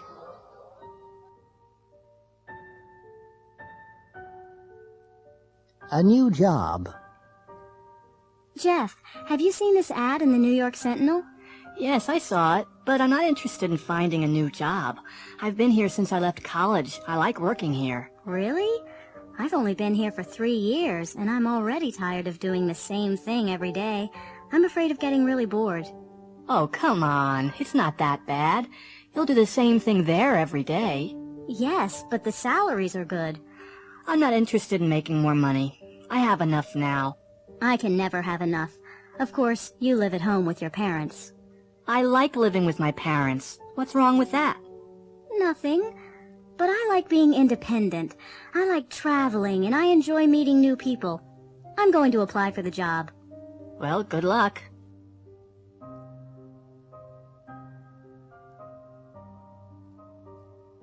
Talking about the weather.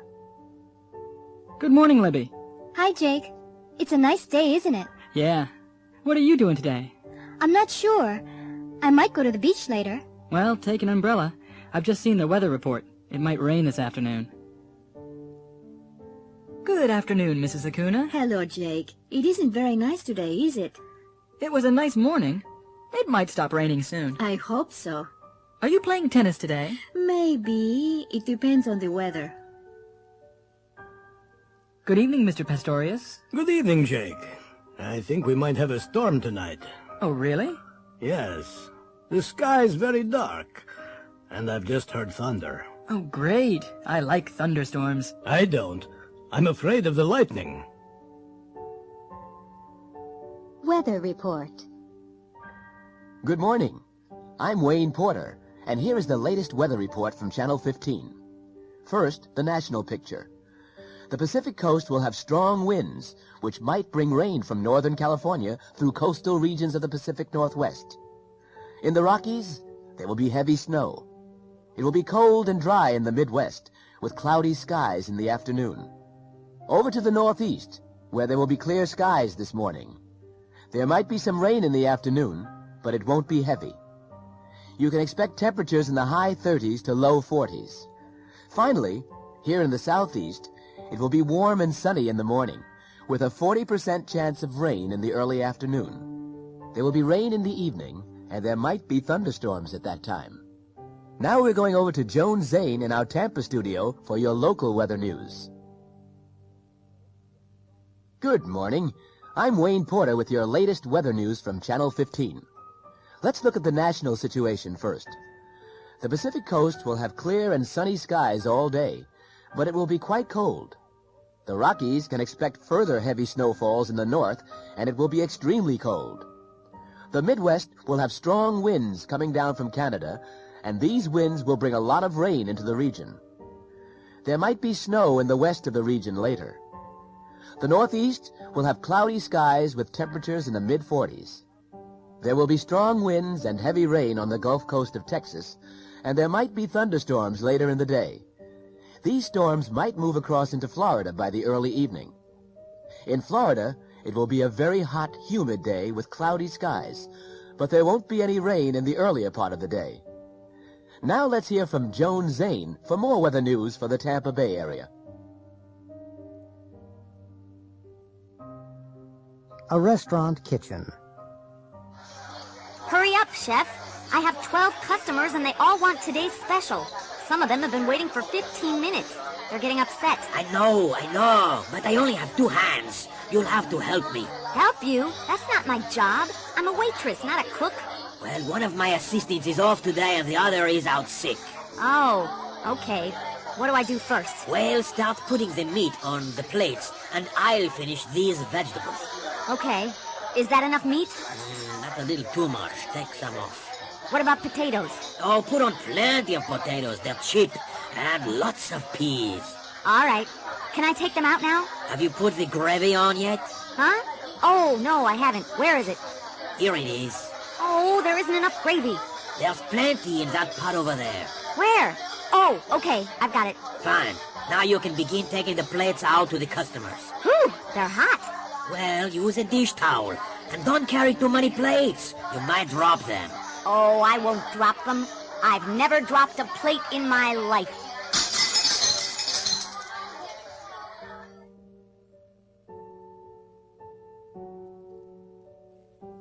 Asking for directions.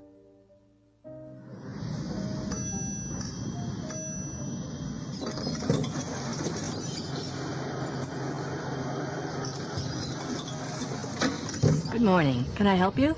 Yes. I have an appointment with Mrs. Bedoya, the sales manager. What time is your appointment? 11:30. Okay. You're Ms. O'Hare, aren't you? Yes, that's right. Take the elevator to the 3rd floor. Go down the hall to the left. Mrs. Bedoya's office is the 3rd door on the right. You can't miss it. Thank you. Don't bother to knock. Just go right in. She's expecting you. Excuse me. Yes? I'm lost. Is this the way to Disney World? Well, you can get there this way, but it's not the quickest route. Oh, no. Well, can you tell me the best route? Sure. Turn around and go back to the expressway. Turn left and go on until you get to the interstate. That's the I-4. The I-4? That's right. Turn left on the interstate and follow the signs for Tampa. That's I-4 West. You'll see signs to Disney World after a few miles. It's exit 26.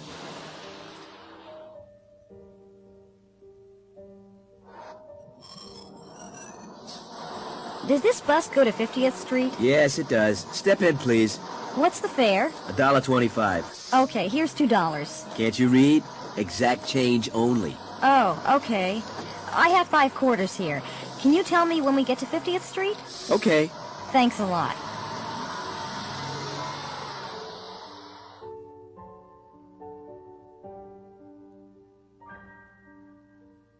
Coast Guard Rescue. This is the KLLN Radio News Desk. It's 5:15.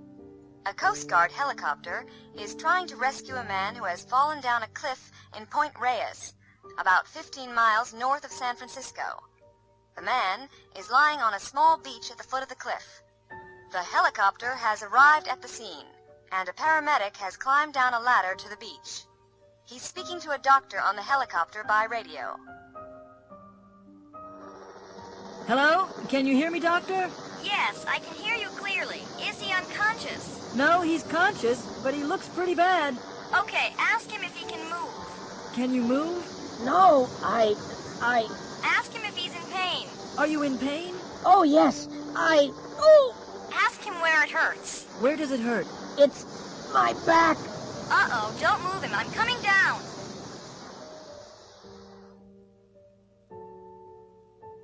Bob Atkinson is the editor of the Daily Sun.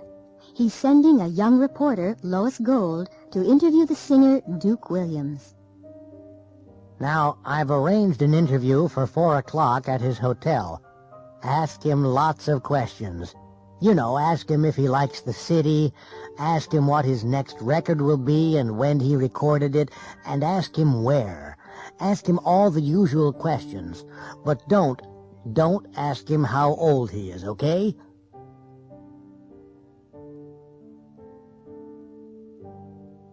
UFO. Dick and Janet were driving along a quiet country road in Ohio. They were on their way to Cincinnati. It was almost midnight.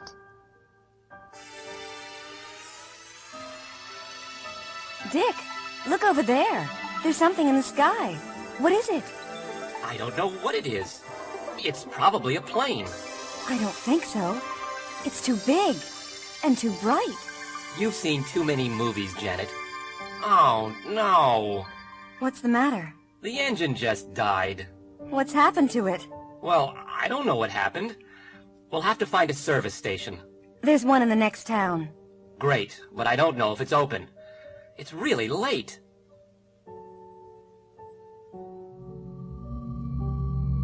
Suddenly, there was a loud noise, and a big, bright silver object flew low over their car. It stopped in midair, turned around, and flew back over their car. Then it went straight up into the sky and disappeared. Wow! What was that? Huh? Don't ask me. I have no idea what it was. Phew. Let's go. We can't. The car won't start. Try it again. That's strange. It's okay now. I wonder why it wasn't working. Do you think it was a UFO? I don't know. I really don't. We should call the police. Do you think they'll believe us?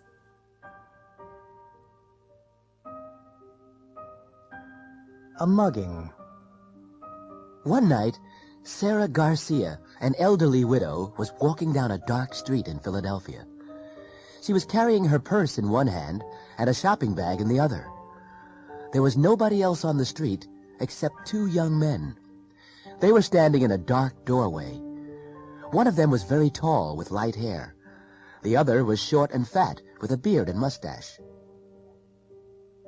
The two men waited for a few seconds and then ran quickly and quietly toward Mrs. Garcia. The tall man held her from behind while the other one tried to snatch her purse.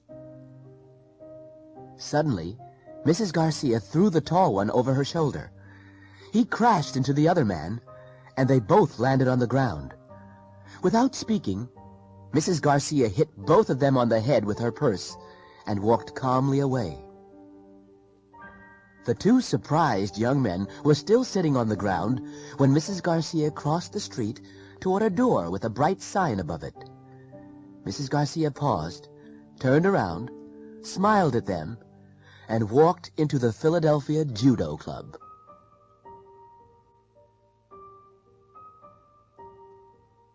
Breakfast Blues.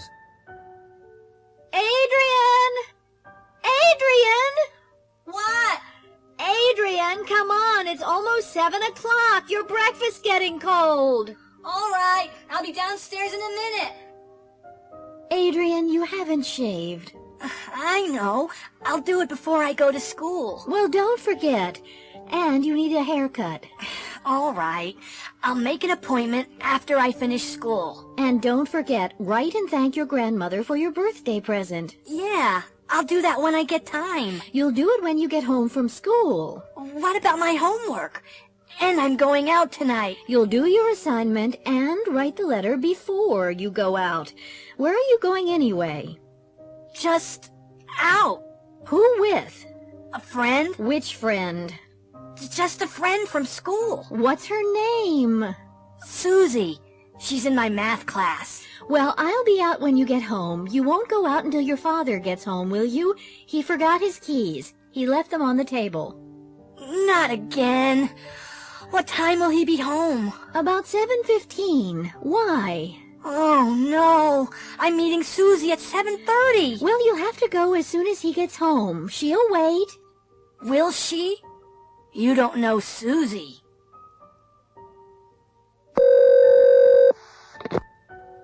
Hello? Hi, Susie. It's me. I'm sorry. Who? It's me, Adrian. Adrian Roth? Oh, hello, Adrian. What's wrong? It's about tonight. I might be late. I'll have to wait until my dad gets home. He forgot his keys. How late? The movie begins at 8 o'clock. Oh, I'll be there before it begins. He'll be home at 7:15. I'll leave as soon as he gets here. What time will you be there? About 10 to 8. Is that okay? All right, but I'm not going to stand outside the movie theater all night. Don't be later than 8 o'clock or I won't be there. Okay. Susie? Are you still there? Susie?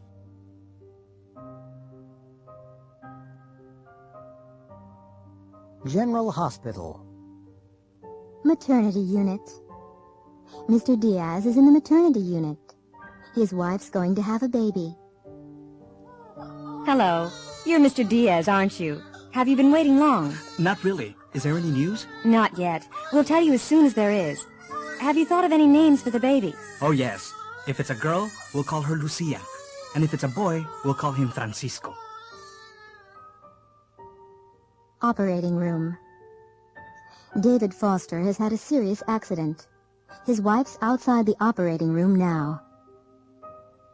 Mrs. Foster, I'm Dr. Yamamura. Oh, Doctor, how is he? Well, I'm afraid we'll have to operate. Oh, no. He's always been afraid of operations. Don't worry. If we operate now, he'll be all right. Oh, Doctor, do you really have to? I'm afraid so. He's lost a lot of blood. If we don't operate, he'll die. East Wing. Ms. Wright has just arrived at the hospital. She's going to have a minor operation tomorrow. This is your bed, Ms. Wright. Oh, thank you, nurse. Now, get undressed and get into bed. There's a buzzer on the night table. If you press the button, someone will come right away. Oh, I'm sure I won't need anything. Well, don't forget, if you need anything, just press the button. Emergency room. Oh, how did this happen? He was playing soldier and he put the pot over his head. Now it's stuck. Have you tried to get it off? No, I'm afraid of hurting him. Yes. If we pull too hard, we'll hurt him. What are you going to do? Well, if I don't get it off, he won't be able to eat. Oh, no. I'm only joking. If I put some soap on his head, it'll come off easily.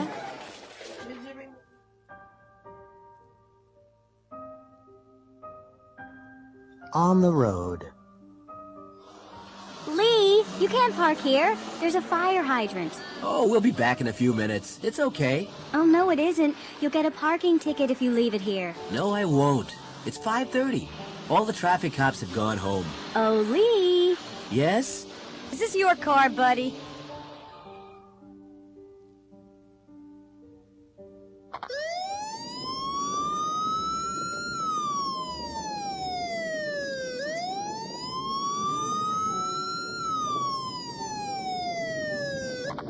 May I see your license? Sure. Oh, I left it at home. In that case, you'll have to come with us to the station. But why? You were speeding, buddy.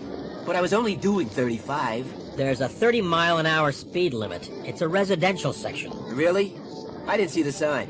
We've been following you. So, you were doing 35 too? No. We were doing 60 miles an hour, and we couldn't catch you.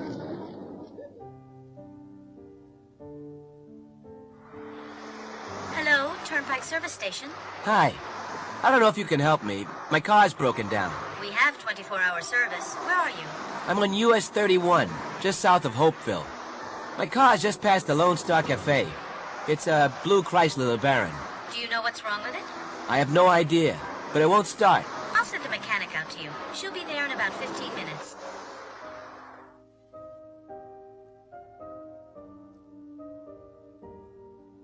Reservations. Glory Inn, Atlanta. Hi, this is Zoot Lambert, the manager of Titanium. You know, the band. I want... Please hold, Mr. Lambert. I'm putting you through to the reservations manager. But... Mr. Lambert, this is Lauren Perry, the hotel manager. Oh, yeah? Well, I need 5 rooms for Friday night. That's the 15th. I want the best rooms in the hotel. Sorry, I'm afraid I cannot accept your reservation.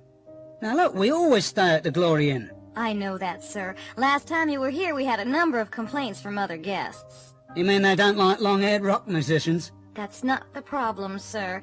The band used bad language in the coffee shop and threw 2 TV sets into the pool. Yeah. Well, they'll be more careful this time. I'm afraid that's not all, sir. You haven't paid the account for the last time yet. I'll put a check in the mail. Please do.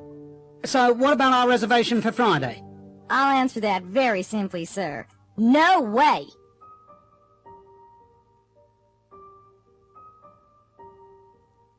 Emergency. Dial 911. Operator 366. I've just seen 2 cars crash into an armored truck. I think it's a robbery. Where? Just outside the factory gates. What factory? McManus Forge Company on Old Summer Road. The first police car got to the factory 3 minutes later, but it was too late. The robbers had gone. They had knocked out one of the security guards and shot the other. Both guards were lying on the ground near the armored truck. The thieves had taken the payroll for the factory. The police called an ambulance for the guards and questioned 3 people who had seen the robbery.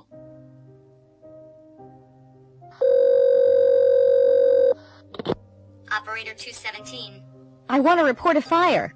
Where is it? The Pepsico service station on Hudson Street. Come quickly. Yes, a fire engine will be there in a few minutes. The fire engine got to the service station just in time. The convenience store in the station was burning.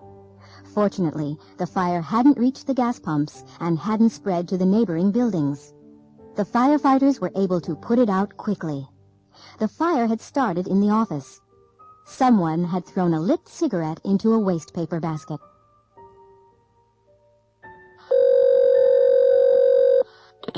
Operator 577. There's a boy in the river. I don't think he can swim. I can see him from my window. In the river? Where? Oh, I'm sorry. Near Key Bridge, the Washington end of the bridge. I'll send a paramedic ambulance right away.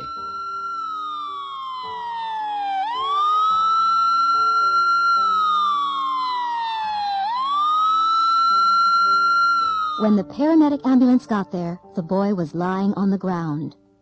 A police officer had seen the boy in the river and had dived in and rescued him. The boy was all right. The police officer had given him artificial respiration. The ambulance took the boy and the police officer to the hospital.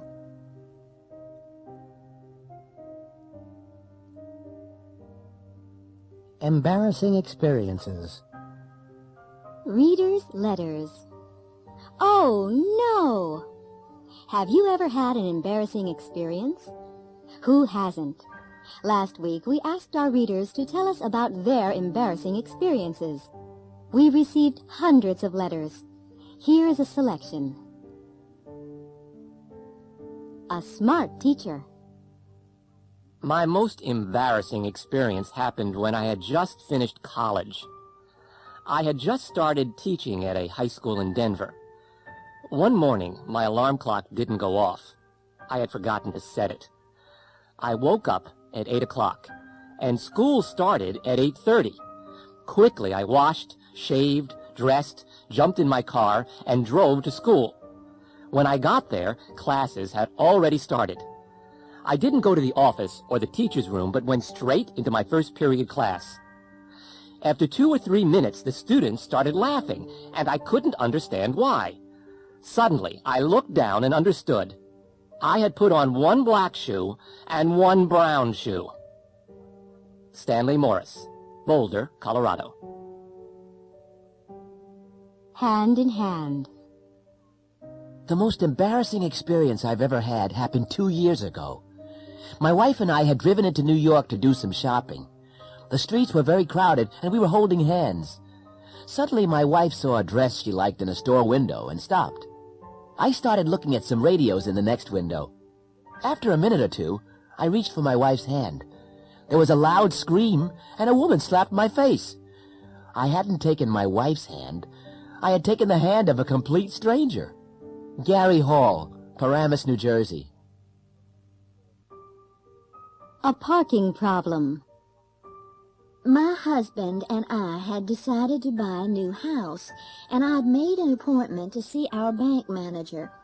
I'd never met him before, and I was a little nervous. I drove into town, and I was lucky enough to find a parking space outside the bank. I just started backing into the space when another car drove into it. I was furious. I opened my window and shouted at the other driver. He ignored me and walked away. It took me 20 minutes to find another space. As soon as I had parked the car, I rushed back to the bank. I was 10 minutes late for my appointment. I went to the manager's office, knocked, and walked in. The manager was sitting behind his desk. He was the man who had taken my parking space. Margaret Larcade, San Antonio, Texas.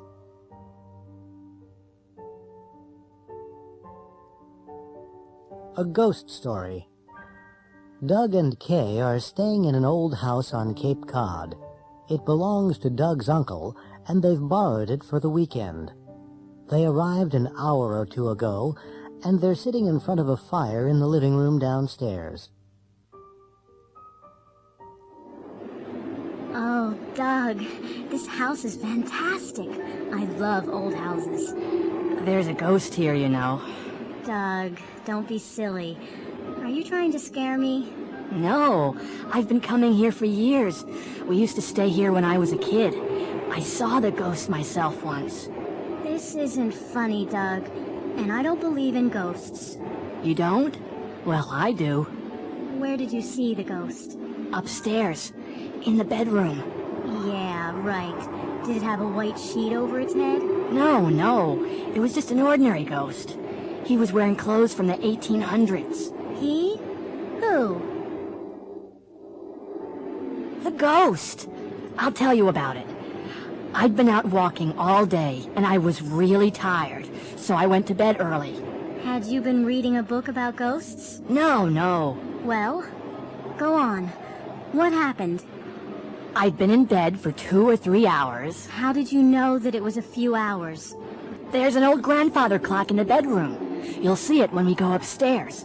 Anyway, the ghost was standing beside it. What did you do? Nothing. What did he say? Nothing. He just stared at me.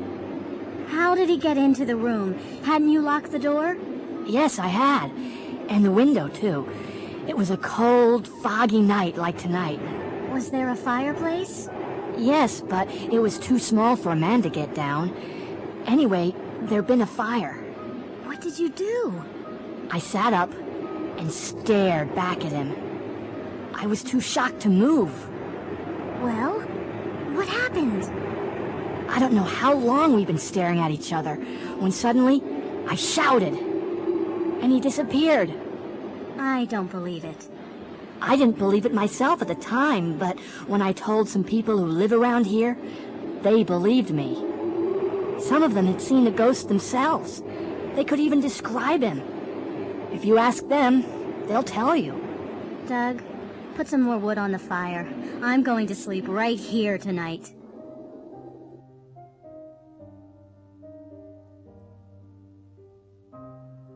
Buying a present. In a record store. Excuse me, I'm trying to find Rat Run Rat by Please Be Funky. It's their latest single. Oh, right. It's number 9 this week. CD or cassette? CD. It's right here. Thanks. And do you have the new album by Titanium yet? Heavy Metal Murder? Oh, sure, we have that. It's great. You'll love it. Oh, it's not for me. It's for my grandmother. It's a birthday present. In a jewelry store. I'm trying to find a Christmas present for my wife. Okay, what kind of thing are you looking for? I'm not sure, really. Maybe you can help me. How about a bracelet? No, I bought her a bracelet for our anniversary. Maybe a ring, then. These rings are made of 22-karat gold. What kind of stone is that? A diamond, and it's less than $5,000. Oh, well, maybe you could show me some earrings then. In a toy store. Do you need any assistance, ma'am? Thank you. Yes, I'm looking for a toy for my nephew. Okay. How old is he? He'll be 9 on Saturday. What about a skateboard? No, I don't want him to hurt himself. How about a drum set? I don't think so. His father will be upset if I buy him one of those. Do you have anything educational? You see, he's a very intelligent boy. I have the perfect thing. A do-it-yourself computer kit.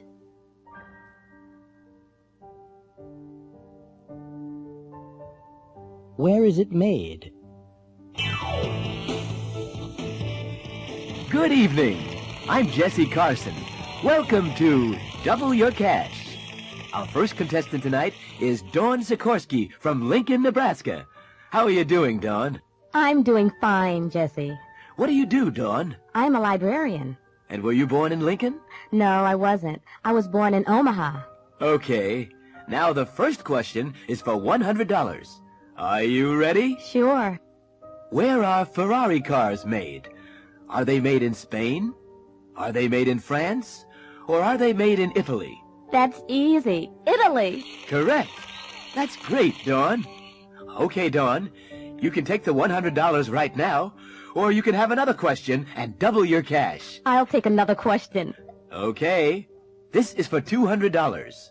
When was Martin Luther King Jr. murdered? Was it in 1963, 1965, or 1968? He was murdered in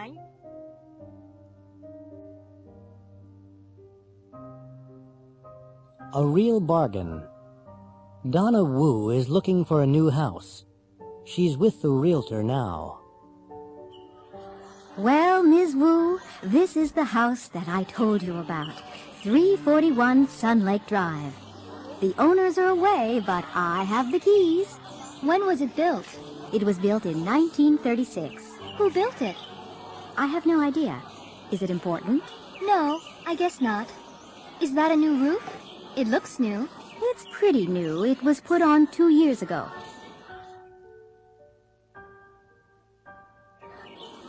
It's in very good condition. The previous owner was a builder. I'm worried about the electrical wiring. Has it been rewired? Yes, it has. Oh? When was that done? 5 years ago. It's been completely renovated. New central heating and air conditioning have been put in, and a new garage has been built. Oh? When was that done? The garage? Last year, I think. It's a very solid house. It's built of brick with a tiled roof. I have a little boy in elementary school. Does the school bus pass by here? Yes, right here on Sun Lake Drive. The children are picked up at 8 o'clock and they're brought home by 3:30. It's really not expensive. I've seen a lot of similar houses, and they're more expensive. Oh, yes. It's a real bargain. Are there any plans for new construction in this area? Excuse me? New construction? Well, yes, a new hospital is going to be built about 6 blocks north of here. Anything else? Well, a new interstate highway will be built next year. You'll be able to get to the city in half the time. Where exactly will the interstate be built? It'll be built just down the street.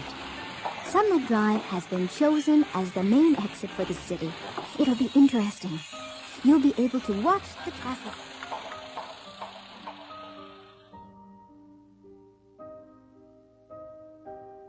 The 6 o'clock report. Good evening. This is Rose Ann Silvernail with the 6 o'clock report from WBTV Baltimore. Our top story tonight. Alan Wolf, the great plane robber, has been caught in Costa Rica. He was arrested in a San Jose nightclub. He is being questioned at local police headquarters, and he will probably be sent back here to Baltimore. In 1992, Wolf was sentenced to 40 years in prison for his part in the great plane robbery at Baltimore-Washington International Airport. He escaped from the Maryland State Penitentiary in April. Since then, he has been seen in 10 different countries. Another tragedy in the music world. Jerry Henderson, the lead guitarist of the rock group The Rats, is dead. He was found unconscious in his room at the Baltimore Glory Inn early this morning. Henderson was rushed to the Johns Hopkins University Hospital, but doctors were unable to save his life. A number of bottles which had been found in his room were taken away by the police. The painting Iris Morning by Penoir was stolen last night from the Baltimore Museum of Art. The painting, which is worth over $5 million, had been given to the museum in 1993. It hasn't been found yet, and all area airports, highways, and train stations are being watched. All vans and trucks are being searched. A reward of $50,000 has been offered for information. And finally, Jumbo, the elephant that escaped from the Baltimore Zoo this afternoon, has been caught. Jumbo was chased across Druid Hills Park and was finally captured at a hot dog stand near the park's main gate. Jumbo had not been fed and was trying to take bread rolls from the stand. A tranquilizer gun was used, and Jumbo was loaded onto a truck and was taken back to the zoo. At the zoo, he was examined by the zoo veterinarian. Fortunately, no damage had been done, and Jumbo will be returned to the elephant house tomorrow.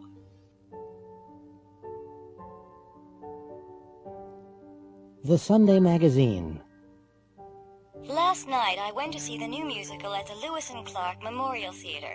It's called Space Opera and was written by Tim Weber with music by Andrew Rice. It was a highly entertaining evening, and the audience enjoyed every minute of it. The music was performed by the Idaho Symphony Orchestra, and it is really great. The hero is played by soap opera star Danny Clean, and he sings most of the best songs. However, the most popular song in the show is Starlight Tonight, and I'm sure it'll be a big hit. It's sung by Lorna Winter, who plays the Queen of Jupiter. Her costumes are sensational. They were designed by Annette Field. One dress cost more than $20,000. There is a CD of the show available on the Polyglot label, and an illustrated book which is published by Apple Tree Books. Take my advice. Go see it.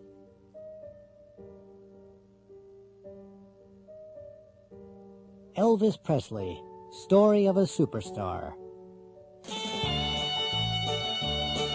When Elvis Presley died on August 16, 1977, radio and television programs all over the world were interrupted to give the news of his death.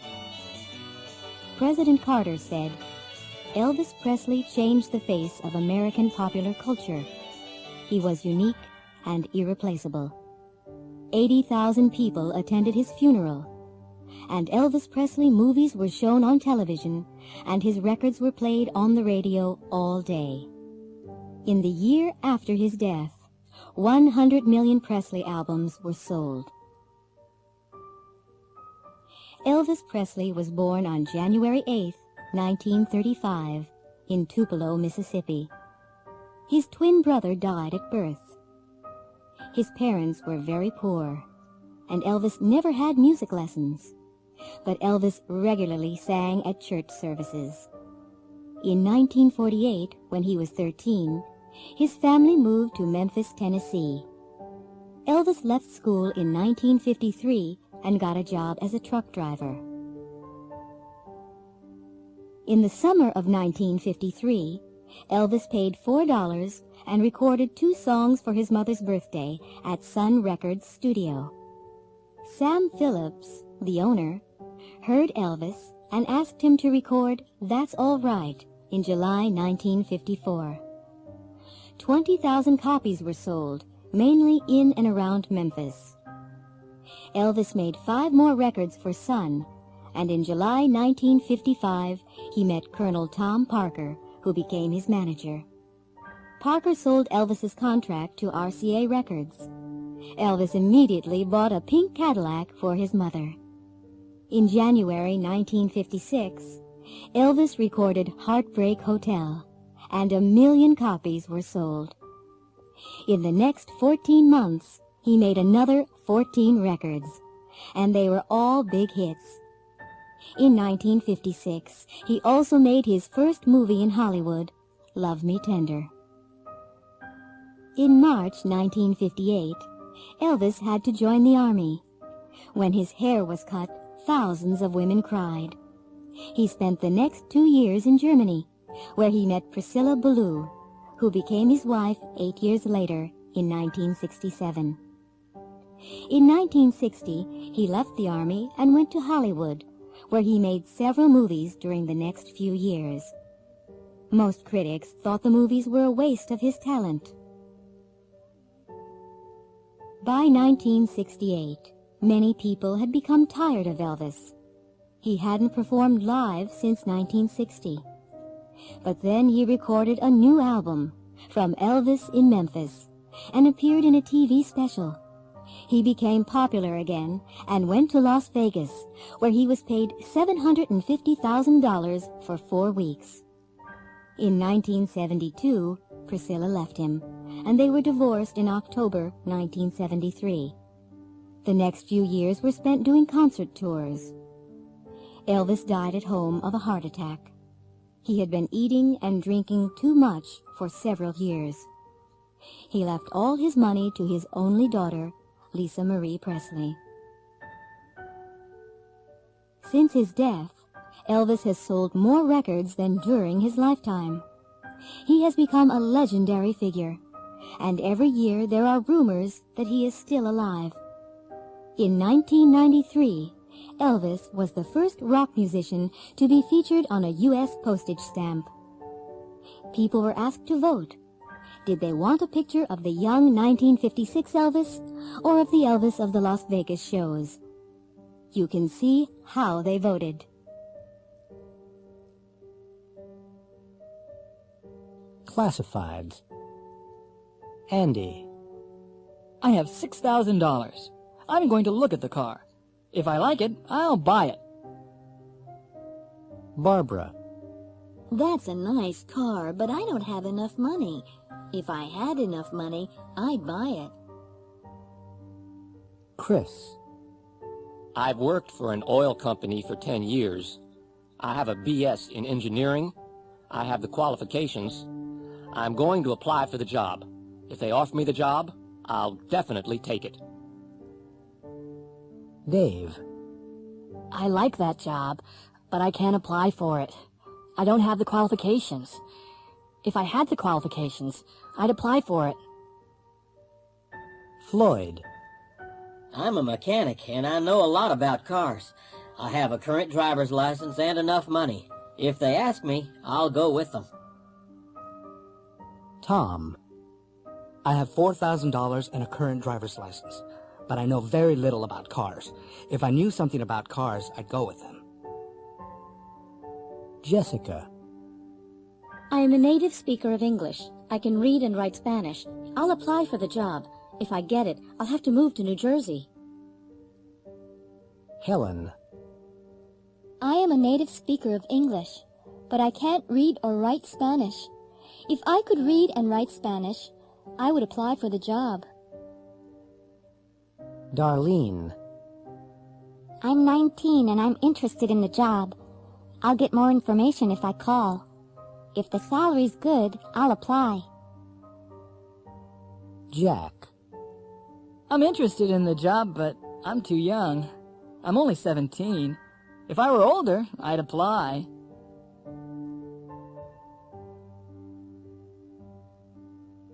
Eating out. Are you hungry? Yeah, I didn't have much for breakfast. Do you feel like a hamburger? Okay, I'll have a Big Greg, but no fries for me. Anything to drink? You've been here before. What are the shakes like? Not bad. I'm getting one. Okay, I'll have a strawberry shake. Anything else? No, that's all. Next. 1 Big Greg, 1 Cheese Greg, 1 order of fries. Large or regular? Large. And 2 strawberry shakes. Is that it? Uh-huh. That's all. What are you having? I don't know. I can't decide. I'd have the special if I were you. I had it last time I was here. It was great. No, it's got ham on it. I don't like ham. I'll just have the plain pizza. A regular or a large? A large, I think. Are you very hungry? No, not very. Then I wouldn't have a large one if I were you. They're enormous. What about an appetizer? Okay, let's have another look at the menu. Hi, I'm Adam, and I'm your waiter today. Are you ready to order yet? Yes, please. We'd like a plain pizza and a Pizza Palace special. Would you like regular or large pizzas? Both regular, please. Anything to start? Yes, a soup and a house salad, please. Sure. It'll take just a couple of minutes. What time is it, Roy? 20 after 1. We don't have much time. Where do you want to eat? Pizza Palace? McGregor's? A pizza would be okay if we had more time, but we don't. And I don't really feel like a burger. Why don't we just grab a sandwich? Okay, there's a deli just around the corner. Fine, let's try it. Hello there, hon. What can I get for you? 1 tuna sandwich and 1 vegetarian, please. Will that be white, whole wheat, rye bread, or a roll? Whole wheat. Will there be any drinks with that, hon? 1 coffee, 1 hot tea. Is that everything? Yeah, that's it.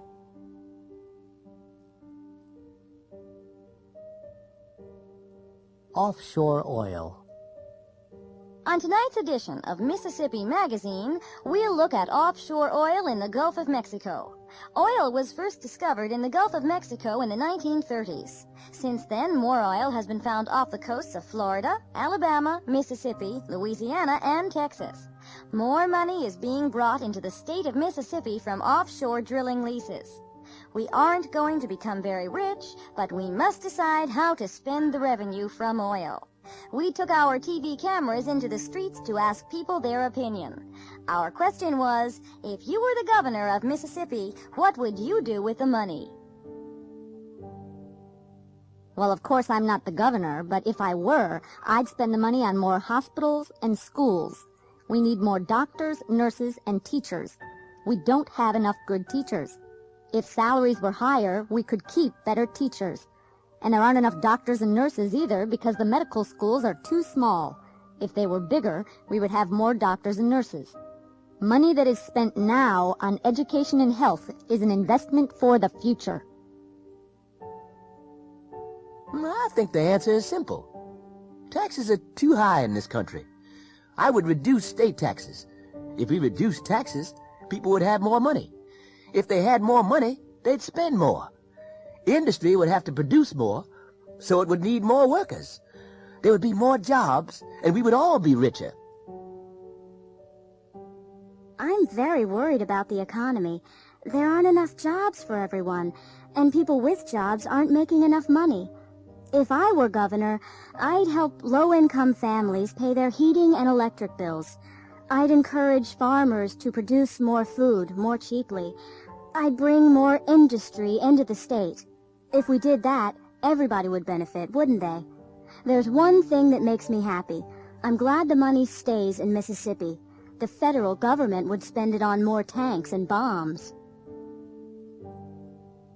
There's too much crime and violence nowadays. There aren't enough police officers on the streets. I'd give cities money to increase the size of their police forces, and I'd raise their salaries.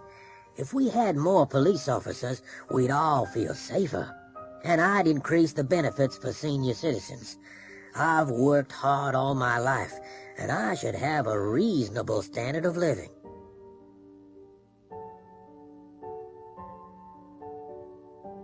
Far Trek.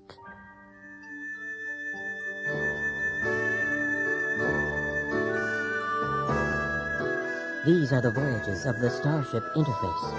Its 50-year mission, to boldly go where no one has gone before.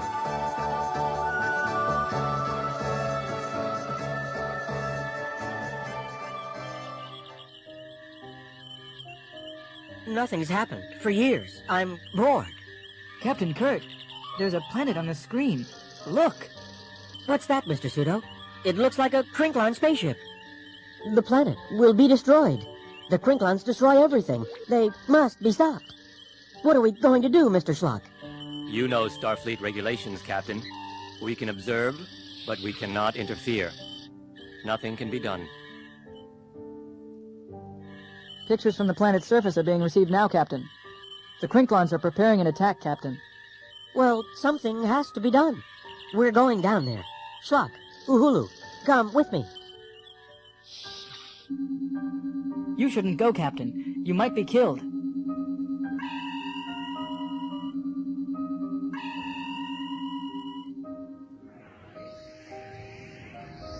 But where are the people?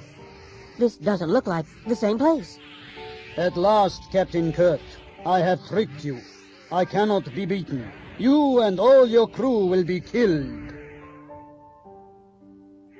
I will fight you, but let my crew go. Where did the Krinklon go? What happened? Nothing happened, Captain. You were bored. You needed to be entertained. We turned on the artificial reality machine. It was all a dream.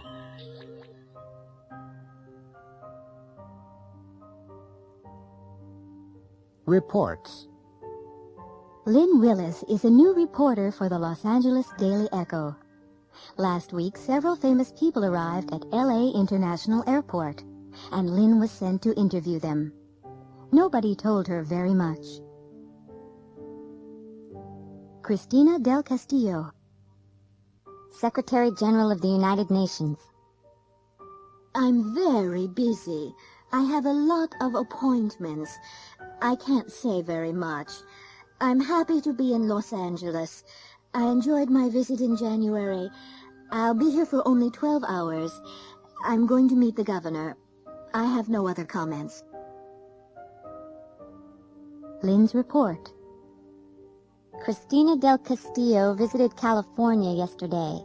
She arrived at 10 a.m. and we asked her to comment on the international situation. She just made a brief statement. She said that she was very busy and that she had a lot of appointments. She said she couldn't say very much, but she said that she was happy to be here and that she had enjoyed her visit in January. She said she would be here for only 12 hours and that she was going to meet the governor. She said she had no other comments. Ivan Neistat, European movie director. I like newspaper reporters, but I don't have time to say much. Just that I'm working at Global Studios in Hollywood. I haven't worked in Hollywood before. I've heard bad things about Hollywood movies in the past, but I can work with the people at Global. It's the best studio in the world, and I'm the greatest director in the world. My new movie will cost $80 million. Lynn's report. Academy Award winner Ivan Neistat arrived in L.A. yesterday. Ivan was in a hurry. He said he liked newspaper reporters, but that he didn't have time to say much. He said that he was working at Global Studios in Hollywood. Ivan said that he hadn't worked in Hollywood before, and that he had heard bad things about Hollywood movies in the past. He said that he could work with the people at Global. He said that it was the best studio in the world, and that he was the greatest director. He also said that his new movie would cost $80 million.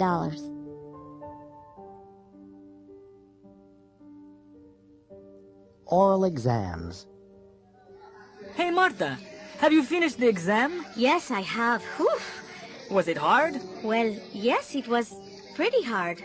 Did you pass? I don't know. Miss Nadler didn't tell me. What questions did she ask? First, she asked me what my name was. That was pretty easy, wasn't it? Yes, except I couldn't remember.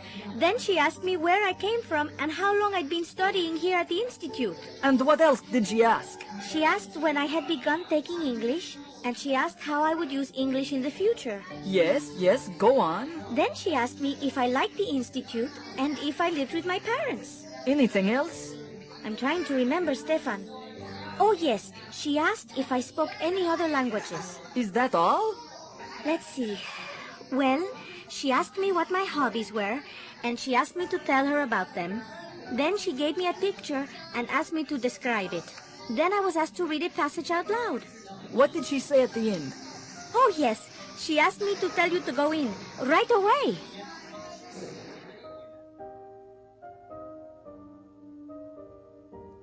But you said...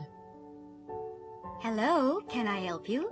I'm interested in your St. Cuthbert vacation package. Oh, yes, the Caribbean. I can recommend it highly. Can you tell me a little more about it? Of course. It's a terrific package tour. You'll travel on a regularly scheduled flight. You'll be met at the airport and taken to your hotel. The hotel has a swimming pool and a great nightclub. It's a very modern resort. It was built last year. The restaurant is wonderful, and you can walk to the beach in 2 minutes. It sounds great. I'd like to make a reservation. Just a minute, and I'll get the form to fill out. Marion made the reservation and paid a deposit. 2 months later, she was in St. Cuthbert. But she was disappointed. When she got home to Chicago, she went to see the travel agent. Hello again. Did you have a good trip? No, I certainly did not have a good trip. Oh, I'm sorry to hear that. What was wrong? Well, when I got to St. Cuthbert, I had to spend 4 hours at the airport. You said we would be met, but we weren't. You also said we would be taken to the hotel. We weren't, and the taxi cost $50. I see. You had a very bad start. But the hotel was nice, wasn't it? No, it was not. You said it was modern. You were so right. They hadn't finished building it. We couldn't sleep because the construction workers were working all night on our balcony. You said it had a swimming pool, and it did, but it was empty. And the restaurant... They served canned tuna fish every night. Tuna and rice, tuna salad, tuna and spaghetti. Oh, no! You said that the hotel was near the beach. You said we could walk there in 2 minutes. Couldn't you? Sure, but there was one problem. There was an oil refinery between the hotel and the beach, and it took half an hour to walk around it. Oh, no. I'm really sorry. We didn't know. We really can't give you a refund. But we can give you a 10% discount on your next vacation. Next vacation? I'm spending my next vacation right here in Chicago.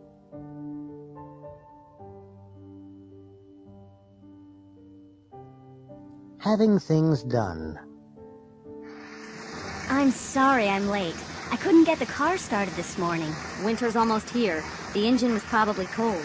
It needs a complete tune-up. But garages are so expensive nowadays. Can't you do it yourself? Who? Me? I don't know anything about cars. Well, if I were you, I'd have it done soon. The garage that I use is very reasonable. And have the radiator filled with antifreeze. They say it's going to be a cold winter.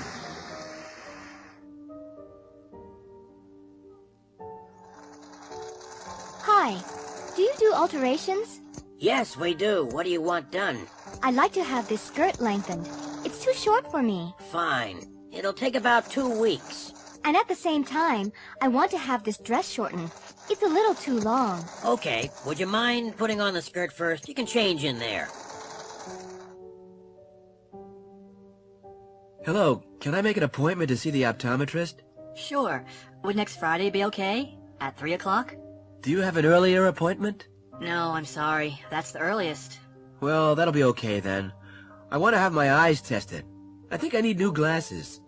Bye. Bye. Oh, be careful. That isn't the door. It's a window. What? Oh, yes, it is a window. Do you see my problem? Supermarket shock.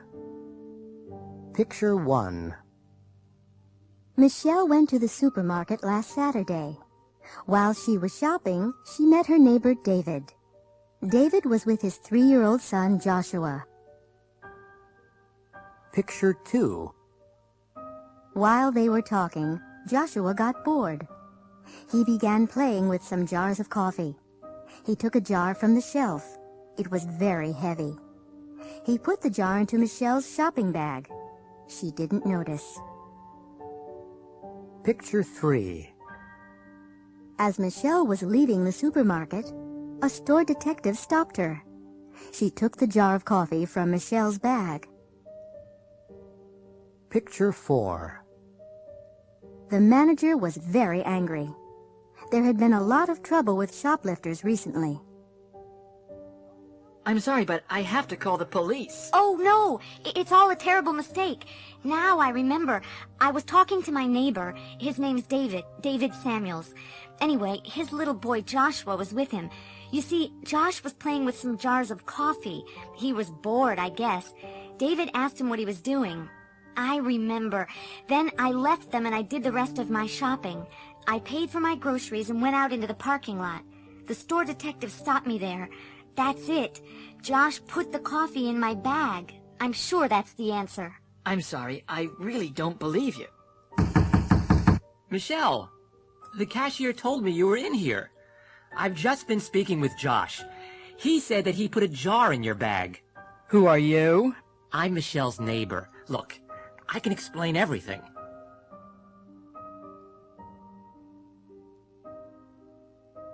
The appointment.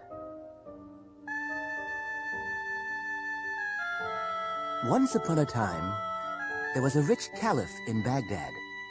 He was very famous because he was wise and kind. One morning, he sent his servant Abdul to the market to buy some fruit.